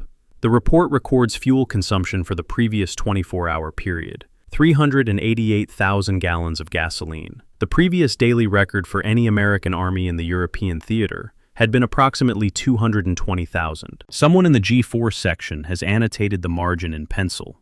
Where is this going to come from? The question wasn't rhetorical. Third Army was burning fuel at a rate that outpaced every supply projection on the books, and the man responsible for that burn rate was the same man who, 1 year earlier, in a Sicilian hospital tent, had demonstrated the same essential characteristic now producing the breakout, an aggressive disregard for limits that others considered binding. Third Army had been activated on the 1st of August, 1944, and Patton was finally, after 11 months of exile, deception duty, and near firings, commanding an operational army in combat. The breakout from the Normandy hedgerow country through Avranches was the kind of warfare Patton had been born to conduct. Fast, disorienting, exploitative, push through gaps before the enemy could react. His staff described it as organized recklessness, a phrase that captures the essential tension of Patton's command style. The recklessness was real. He pushed simultaneously along multiple axes, violating the doctrinal principle of concentration of force. The organization was also real. His staff, particularly the G4 logistics section, worked around the clock to keep fuel, ammunition, and rations flowing forward to units that were advancing faster than the supply system was designed to support. The operational geometry of the breakout remains a matter of historical dispute. Bradley's post-war memoir implies that he directed the dual axis of advance, Patton pushing simultaneously toward Brittany and eastward toward Lorraine. Third Army's operations log suggests a different authorship, that Patton initiated the dual thrust independently, creating facts on the ground that Bradley then retroactively approved. The distinction matters because it determines whether Patton was executing a superior's plan or freelancing at the Army level, whether the breakout was command or insubordination dressed as initiative. The sources disagree, and I cannot resolve the disagreement from the available documents. What I can say is that the result, a double envelopment that shattered German defensive coherence across a front of more than 100 miles, was the most dramatic American ground offensive of the European War. The numbers from August 1944 tell the story of what happened when Patton was finally allowed to do what he did best. Third Army advanced an average of 12 to 15 miles per day. It captured approximately 65,000 German prisoners. It suffered approximately 16,000 casualties. The exchange ratio, prisoners taken per casualty suffered, was roughly 4-to-1. That ratio is the quantitative answer to the question Eisenhower had faced in August 1943. What is a slap worth? The answer, measured in the cold arithmetic of operational outcomes, was that retaining Patton had purchased a breakout that no other American commander was likely to have produced with the same speed or at the same cost.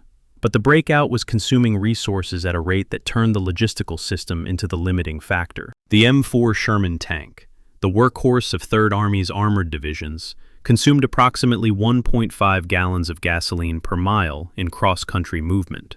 Third Army fielded over 500 Shermans. At 12 miles per day, the tanks alone required roughly 9,000 gallons daily, and that was before accounting for trucks, half-tracks, jeeps, and the massive Red Ball Express supply convoy system that was itself a prodigious fuel consumer. The logistics of exploitation warfare are exponential, not linear. The faster you advance, the longer your supply lines stretch, and the more fuel you burn per mile maintaining those lines. Patton was running a race that his own logistics couldn't sustain, and he knew it, and he didn't care. Because the alternative, slowing down to let supplies catch up, would surrender the initiative. When I teach this period, someone invariably asks the question that this entire documentary has been building toward. But what if Eisenhower had fired Patton after the slapping incident? The answer is not someone else would have broken out at Avranches. Someone else might have. Bradley was competent. Hodges was methodical. But no one else in the American command structure had Patton's specific combination of aggressive instinct, tolerance for logistical risk, and ability to push subordinate commanders past their own psychological limits. The breakout wasn't just a tactical event. It was a product of a specific personality applied to a specific operational moment. And that personality, with all its flaws, all its cruelties, all its undisciplined excess, was the one Eisenhower had chosen to preserve. The Falaise Pocket debate, which consumed the second and third weeks of August, adds another layer of unresolved argument to the record. The German forces retreating from Normandy were funneled into a narrowing gap between Falaise and Argentan. Patton's forces, approaching from the south, could potentially have closed the gap and trapped the bulk of the German army in the west. Patton argued for closing the pocket immediately. Bradley held him short of the closure line, citing the risk of friendly fire as American and British forces converged. Montgomery, approaching from the north, moved at Montgomery's pace. The gap remained open for several critical days, and a significant portion of the German force escaped eastward. Whether the pocket could have been closed sooner, and whether its incomplete closure represented a missed opportunity to end the war in 1944, has been debated by historians for 8 decades without resolution. By late August, the fuel crisis that the G4 officer's marginal note had foreshadowed was becoming acute. Third Army's advance, which had covered hundreds of miles in weeks, began to stutter and slow, not because of German resistance, but because of American logistics. The supply system, designed for a more methodical advance, could not keep pace with Patton's tempo. The competition for fuel between Patton's Third Army and Montgomery's 21st Army Group, the famous broad front versus narrow front debate, became one of the defining strategic arguments of the autumn campaign. Patton was convinced that if given priority of supply, he could drive straight into Germany. Eisenhower, managing a coalition, could not give Patton everything without starving Montgomery, and could not starve Montgomery without fracturing the alliance. The breakout consumed approximately 2.1 million gallons of gasoline in the month of August alone. The human cost, 16,000 American casualties, was significant but modest by the standards of attritional warfare. The German cost was vastly higher, 65,000 prisoners, plus uncounted killed and wounded. The operational mathematics validated Patton's approach and, by extension, Eisenhower's decision to retain him. But validation and justification are not the same thing. The breakout proved that Patton was an extraordinarily effective commander. It did not prove that tolerating his misconduct was morally right. It proved only that the consequences of tolerance, in this specific case, included a military outcome that saved lives on both sides by shortening the campaign. The consequentialist argument is strong. I am not sure it is sufficient. The fuel gauges drop. The supply trucks of the Red Ball Express, named for the railroad term for priority freight, grind along French roads that were not built for this volume of traffic. Third Army's advance decelerates from miles per day to miles per week. Somewhere in the logistics chain, a quartermaster officer is performing calculations that show the gap between consumption and supply widening. The breakout is over, the pursuit is slowing, and ahead, winter is coming. A winter that will produce the crisis that finally, definitively, answers the question of whether keeping Patton was worth the cost. Chapter 15. The Bulge, When They Needed the Man They Almost Fired. A staff planning document. 3rd Army G3 Planning Section. Contingency Operations. Ardennes Sector. The document is 4 pages, typed, marked secret. It is dated the 12th of December, 1944. 4 days before the German offensive in the Ardennes began. The document outlines 3 potential reorientation axes for Third Army: northeast toward the Saar, north toward Luxembourg, and northwest toward Bastogne. The third option includes a fuel and ammunition estimate, a march table, and a handwritten annotation that stops you cold, feasible within 48 hours if ordered by 18 December. The Germans attacked on the 16th of December. The order came on the 19th. Patton was ready because he had planned for a contingency that everyone else considered impossible, not through prophecy, but through the habitual aggression of a staff system that maintained contingency plans for every direction of advance at all times. The Verdun Conference on the 19th of December, 1944, is one of the most frequently cited command meetings of the war, and for good reason. Eisenhower assembled his senior commanders in the Verdun headquarters to address the German breakthrough. The mood was grim. The bulge had caught the Allied high command by surprise, and entire divisions were being overrun in the Ardennes forests. When Eisenhower asked who could relieve the surrounded garrison at Bastogne, Patton said he could attack with 3 divisions in 48 hours. The room's reaction, by multiple accounts, was disbelief. Turning an Army Corps 90 degrees, roughly 100,000 men and thousands of vehicles, in winter conditions, on icy roads, in 48 hours, was considered operationally impossible by conventional planning standards. It wasn't impossible because it had already been planned. The December 12th contingency document, the one with the handwritten annotation about feasibility within 48 hours, had already worked out the march tables, the fuel requirements, and the reorientation geometry.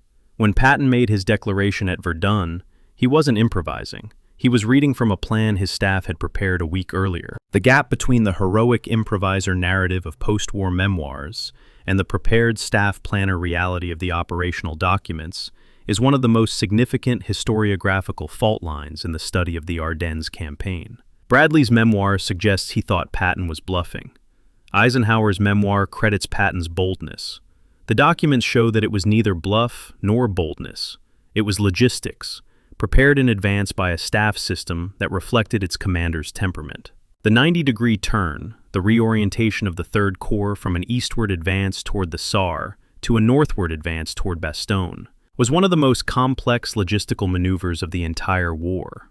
It involved reversing road march columns on roads that were single-lane and ice-covered. It required deconflicting intersections, where units moving in perpendicular directions would cross paths. It demanded refueling from mobile fuel points in sub-zero temperatures, maintaining blackout discipline on roads without lighting, and sustaining movement rates of roughly 5 miles per hour on secondary roads through the Ardennes Hills. The staff's march table had estimated 8 miles per hour on primary roads and 4 on secondary. The actual achieved rate averaged 5.2, optimistic by 35%, but within operational tolerance. The mechanics of the turn were not glamorous. They were ice and diesel and frozen hands and traffic control. The relief column reached Bastogne on the 26th of December. The 4th Armored Division's 37th Tank Battalion made contact with the perimeter of the surrounded garrison, breaking the siege that had become the defining drama of the Bulge. The moment was a vindication so complete that it retroactively justified every decision Eisenhower had made about Patton since August 1943. The man he had kept, the man he had reprimanded but not fired, exiled but not discharged, warned but not discarded, had produced the single most important American tactical achievement of the winter campaign. The press, which 18 months earlier had demanded Patton's head, now celebrated him as a savior. The narrative arc was irresistible. Fallen hero, redeemed by courage. The reality, as always, was more complicated. The relief operation consumed approximately 62,000 tons of supplies in its first 5 days, an average of 12,400 tons per day, roughly double Third Army's normal consumption rate. This surge was possible only because Third Army's G4 section had pre-positioned supply dumps based on the December 12th contingency plan. The 62,000 tons represent the material weight of a decision made 18 months earlier in an office in Algiers. Eisenhower's decision to retain, rather than relieve, the one commander whose staff had planned for this exact contingency. The tonnage is not metaphorical, it is literal. It was loaded onto trucks, driven over icy roads, consumed by tanks and artillery and field kitchens, and converted into the operational energy that broke the siege. Every time I encounter this sequence in the archive, the planning document, the Verdun Conference, the turn, the relief, I am forced to confront the consequentialist argument in its strongest form. Eisenhower's decision to keep Patton contributed to the relief of Bastogne. The relief of Bastogne was a strategic achievement that shortened the bulge and saved lives. Therefore, keeping Patton saved lives. The logic is sound, but it proves only that the outcome was positive, not that the process was just. A decision can produce good results and still be wrong in principle. Tolerating misconduct by a senior leader because he might be useful later is a precedent that, applied generally, corrodes the foundations of institutional accountability. I believe Eisenhower made the strategically correct decision. I am not sure he made the morally defensible one, and I think the distinction matters. The contingency plan that made the relief possible was not inspired by intelligence about a German offensive. Third Army's G2, Colonel Oskar Koch, had flagged the Ardennes buildup in his intelligence assessments, and his warnings were more prescient than those of higher headquarters. But the December 12th plan itself was not a response to Koch's warnings. It was a routine staff exercise, part of Patton's standing requirement that his planners maintain contingency options for all axes of advance. The Bastogne option was one of three possibilities on the document. It existed because Patton's staff habitually planned for everything, not because anyone specifically anticipated the German attack. The plan was a product of process, not prophecy, a distinction that diminishes the mythology but elevates the methodology. The American press coverage of the Bastogne relief in the final days of December and into January 1945 completed Patton's public rehabilitation. The general who had been pilloried for slapping soldiers was now the general who had saved Bastogne. The narrative of redemption was too clean to resist, and the press, the same institution that had broken the scandal, demanded accountability and accepted voluntary suppression, now embraced the redemption with equal enthusiasm.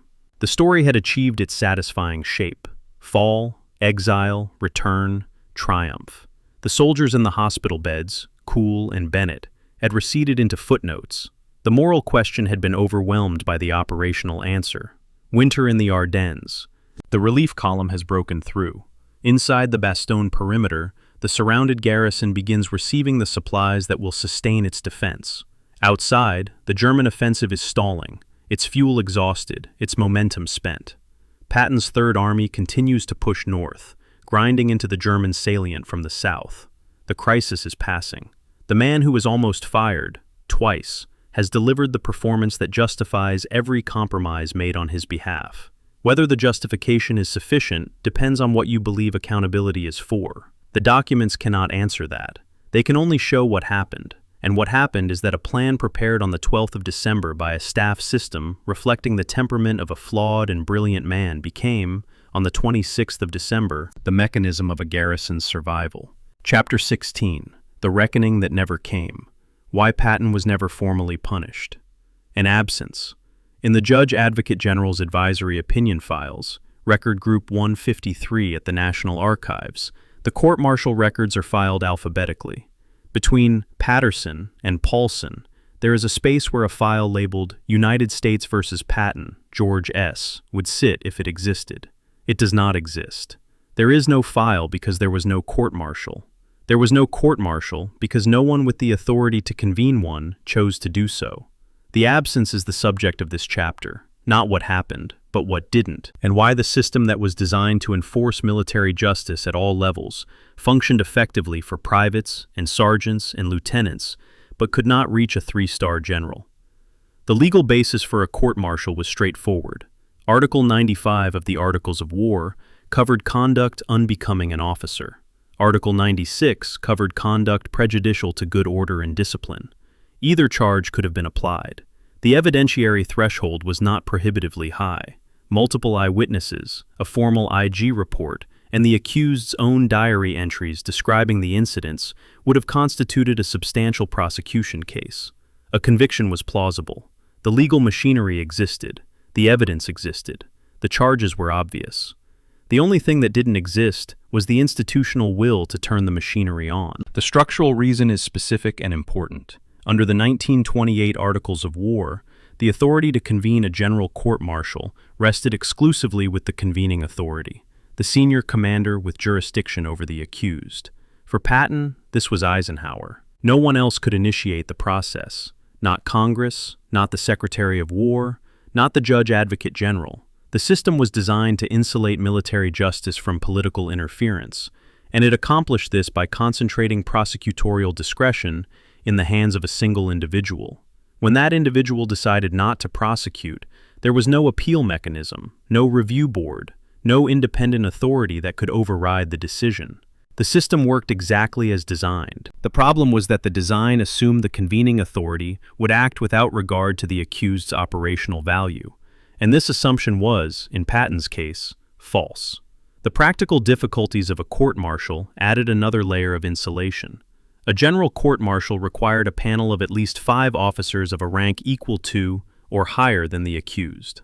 For a 3-star lieutenant general, this meant assembling a panel of lieutenant generals or above, of whom there were approximately 15 to 20 in the entire United States Army. Finding 5 such officers who were available, not conflicted, and willing to sit in judgment on a peer during an active global war was logistically prohibitive.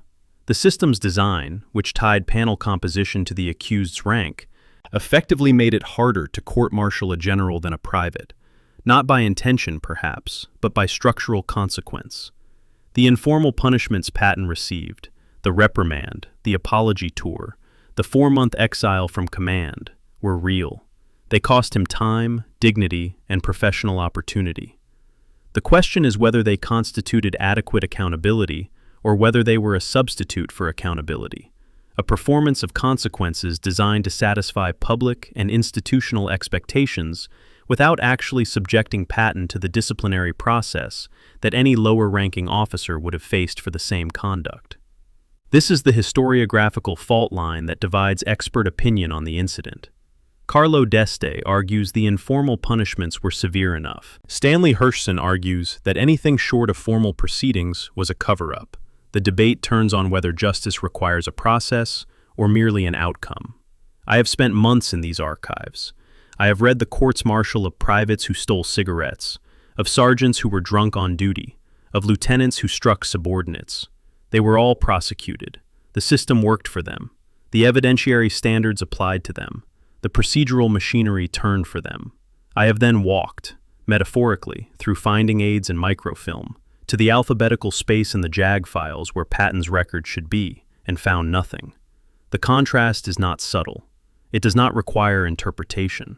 The system held everyone accountable except the people at the top, and it did so not through corruption or conspiracy, but through structural features that made senior leader prosecution functionally impossible when the convening authority chose not to act.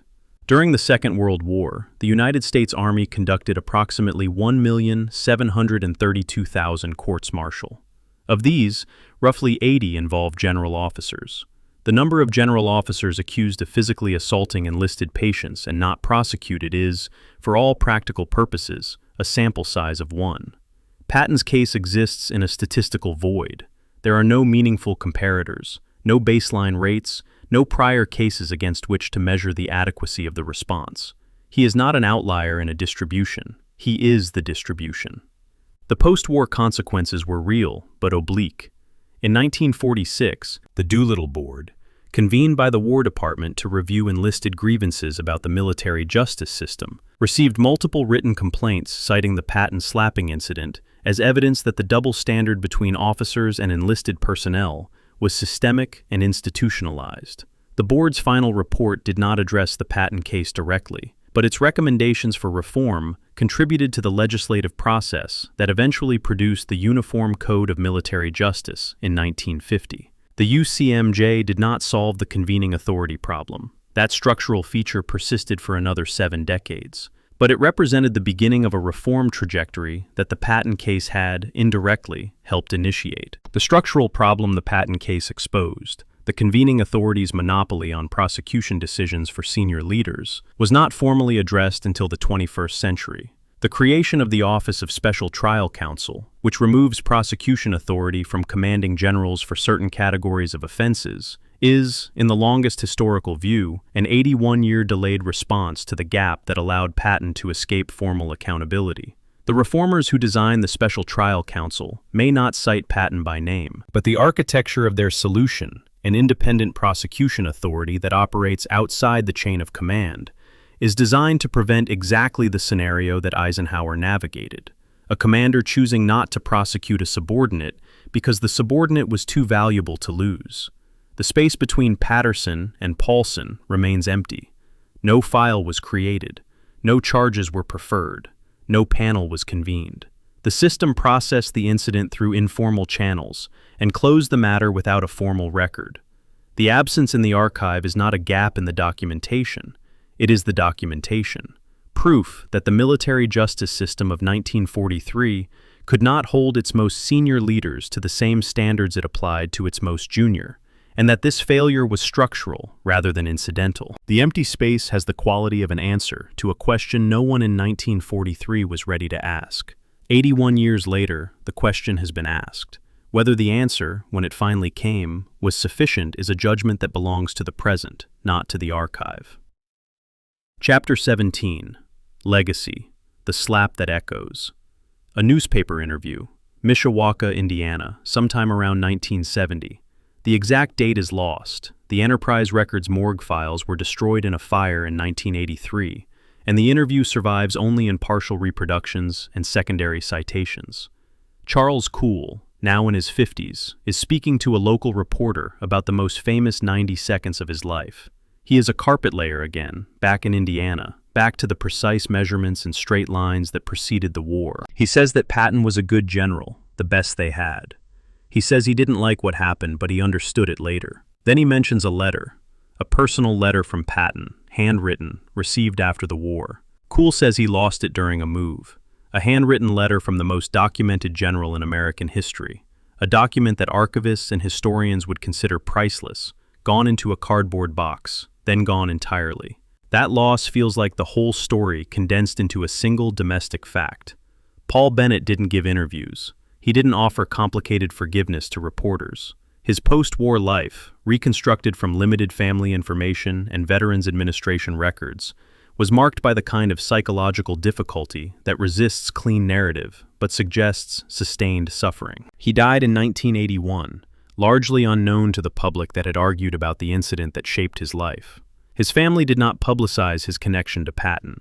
Whether the slapping broke something in Bennett that was already cracking, or whether it was one blow among many in a war that delivered them constantly, cannot be determined from the available evidence. Some secondary sources describe him as destroyed by the incident. Family accounts, such as they exist, suggest his difficulties were rooted in his broader combat experience. The slap may have been a precipitating event, or merely one entry in a long catalog of trauma. The honest answer is that we don't know, and the honest acknowledgement of that uncertainty is the only responsible position. The 1970 film, Franklin Schaffner's Patton, with George C. Scott in the title role, composited the two slapping incidents into a single scene and framed it as a flaw within greatness, a moment of excess by a titanic personality. The film's treatment became the dominant public understanding of the incident. More people encountered the slap through Scott's performance than through any historical account. The cinematic framing was dramatically effective and historically reductive.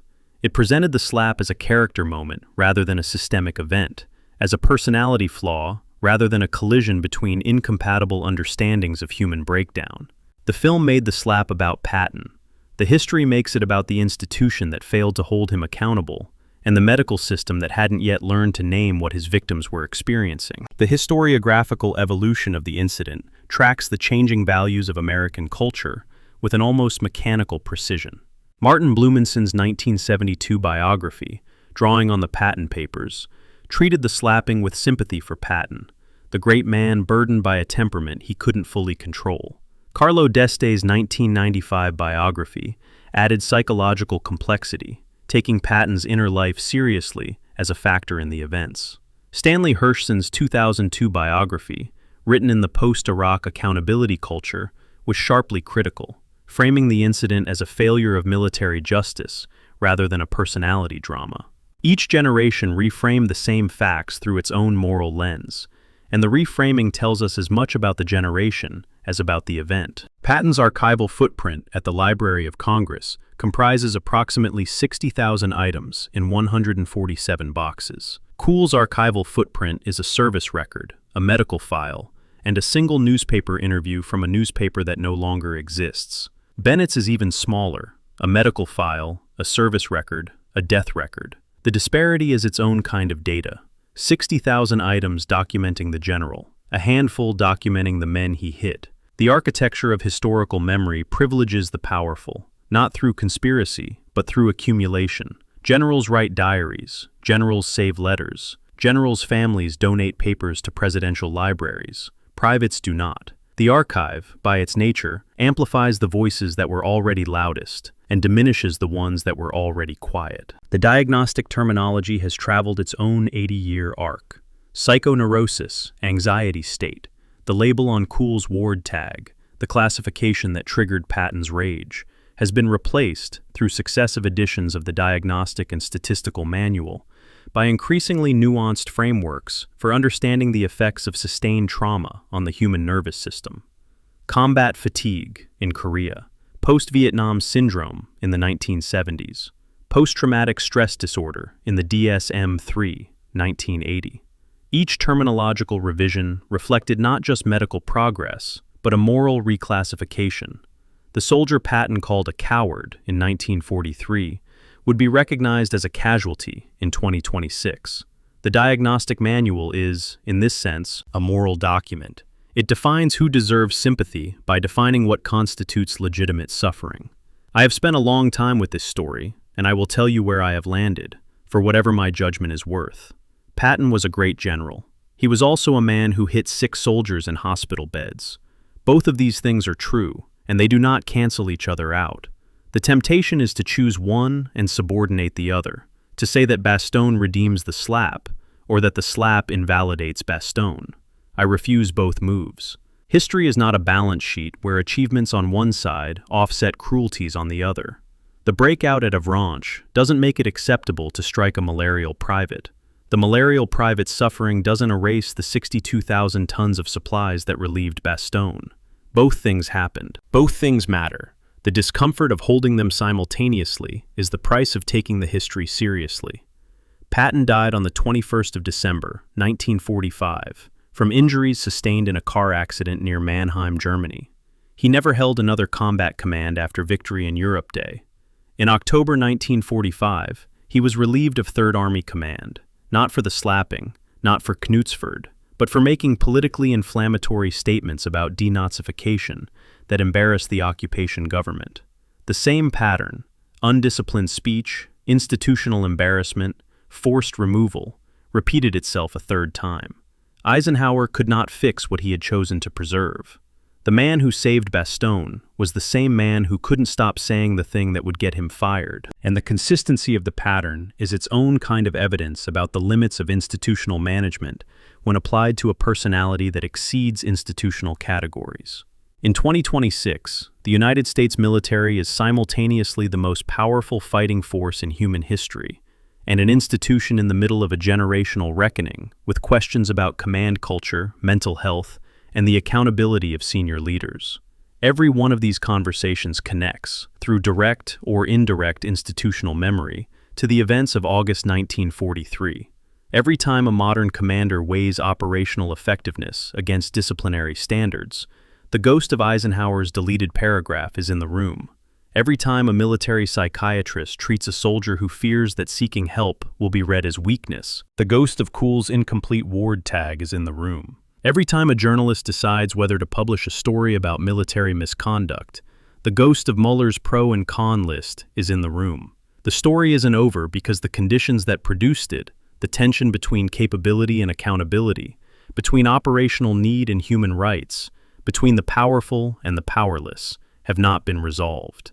The archive closes, the boxes are reshelved, the finding aids return to their drawers. In Abilene, Kansas, Eisenhower's draft letter sits in its folder, the struck-through clause still visible, the deletion still legible. In Austin, Texas, Pearson's broadcast script rests with its legal clearance notation. In Washington, the space between Patterson and Paulson in the JAG files remains empty. And somewhere in Mishawaka, Indiana, in a landfill or an attic or the ash of a house fire, a handwritten letter from George Patton to the man he struck lies lost, its contents unrecorded, its existence attested only by the memory of the man who received it and the words of a newspaper interview from a newspaper that no longer exists. The letter is the last artifact of this story, and it is the one we cannot read. Its absence is not a failure of the archive. It is the archive's final, honest statement that some things that happened between powerful men and the people they damaged are lost not because they were hidden, but because no one thought to preserve them, and by the time someone did, they were gone.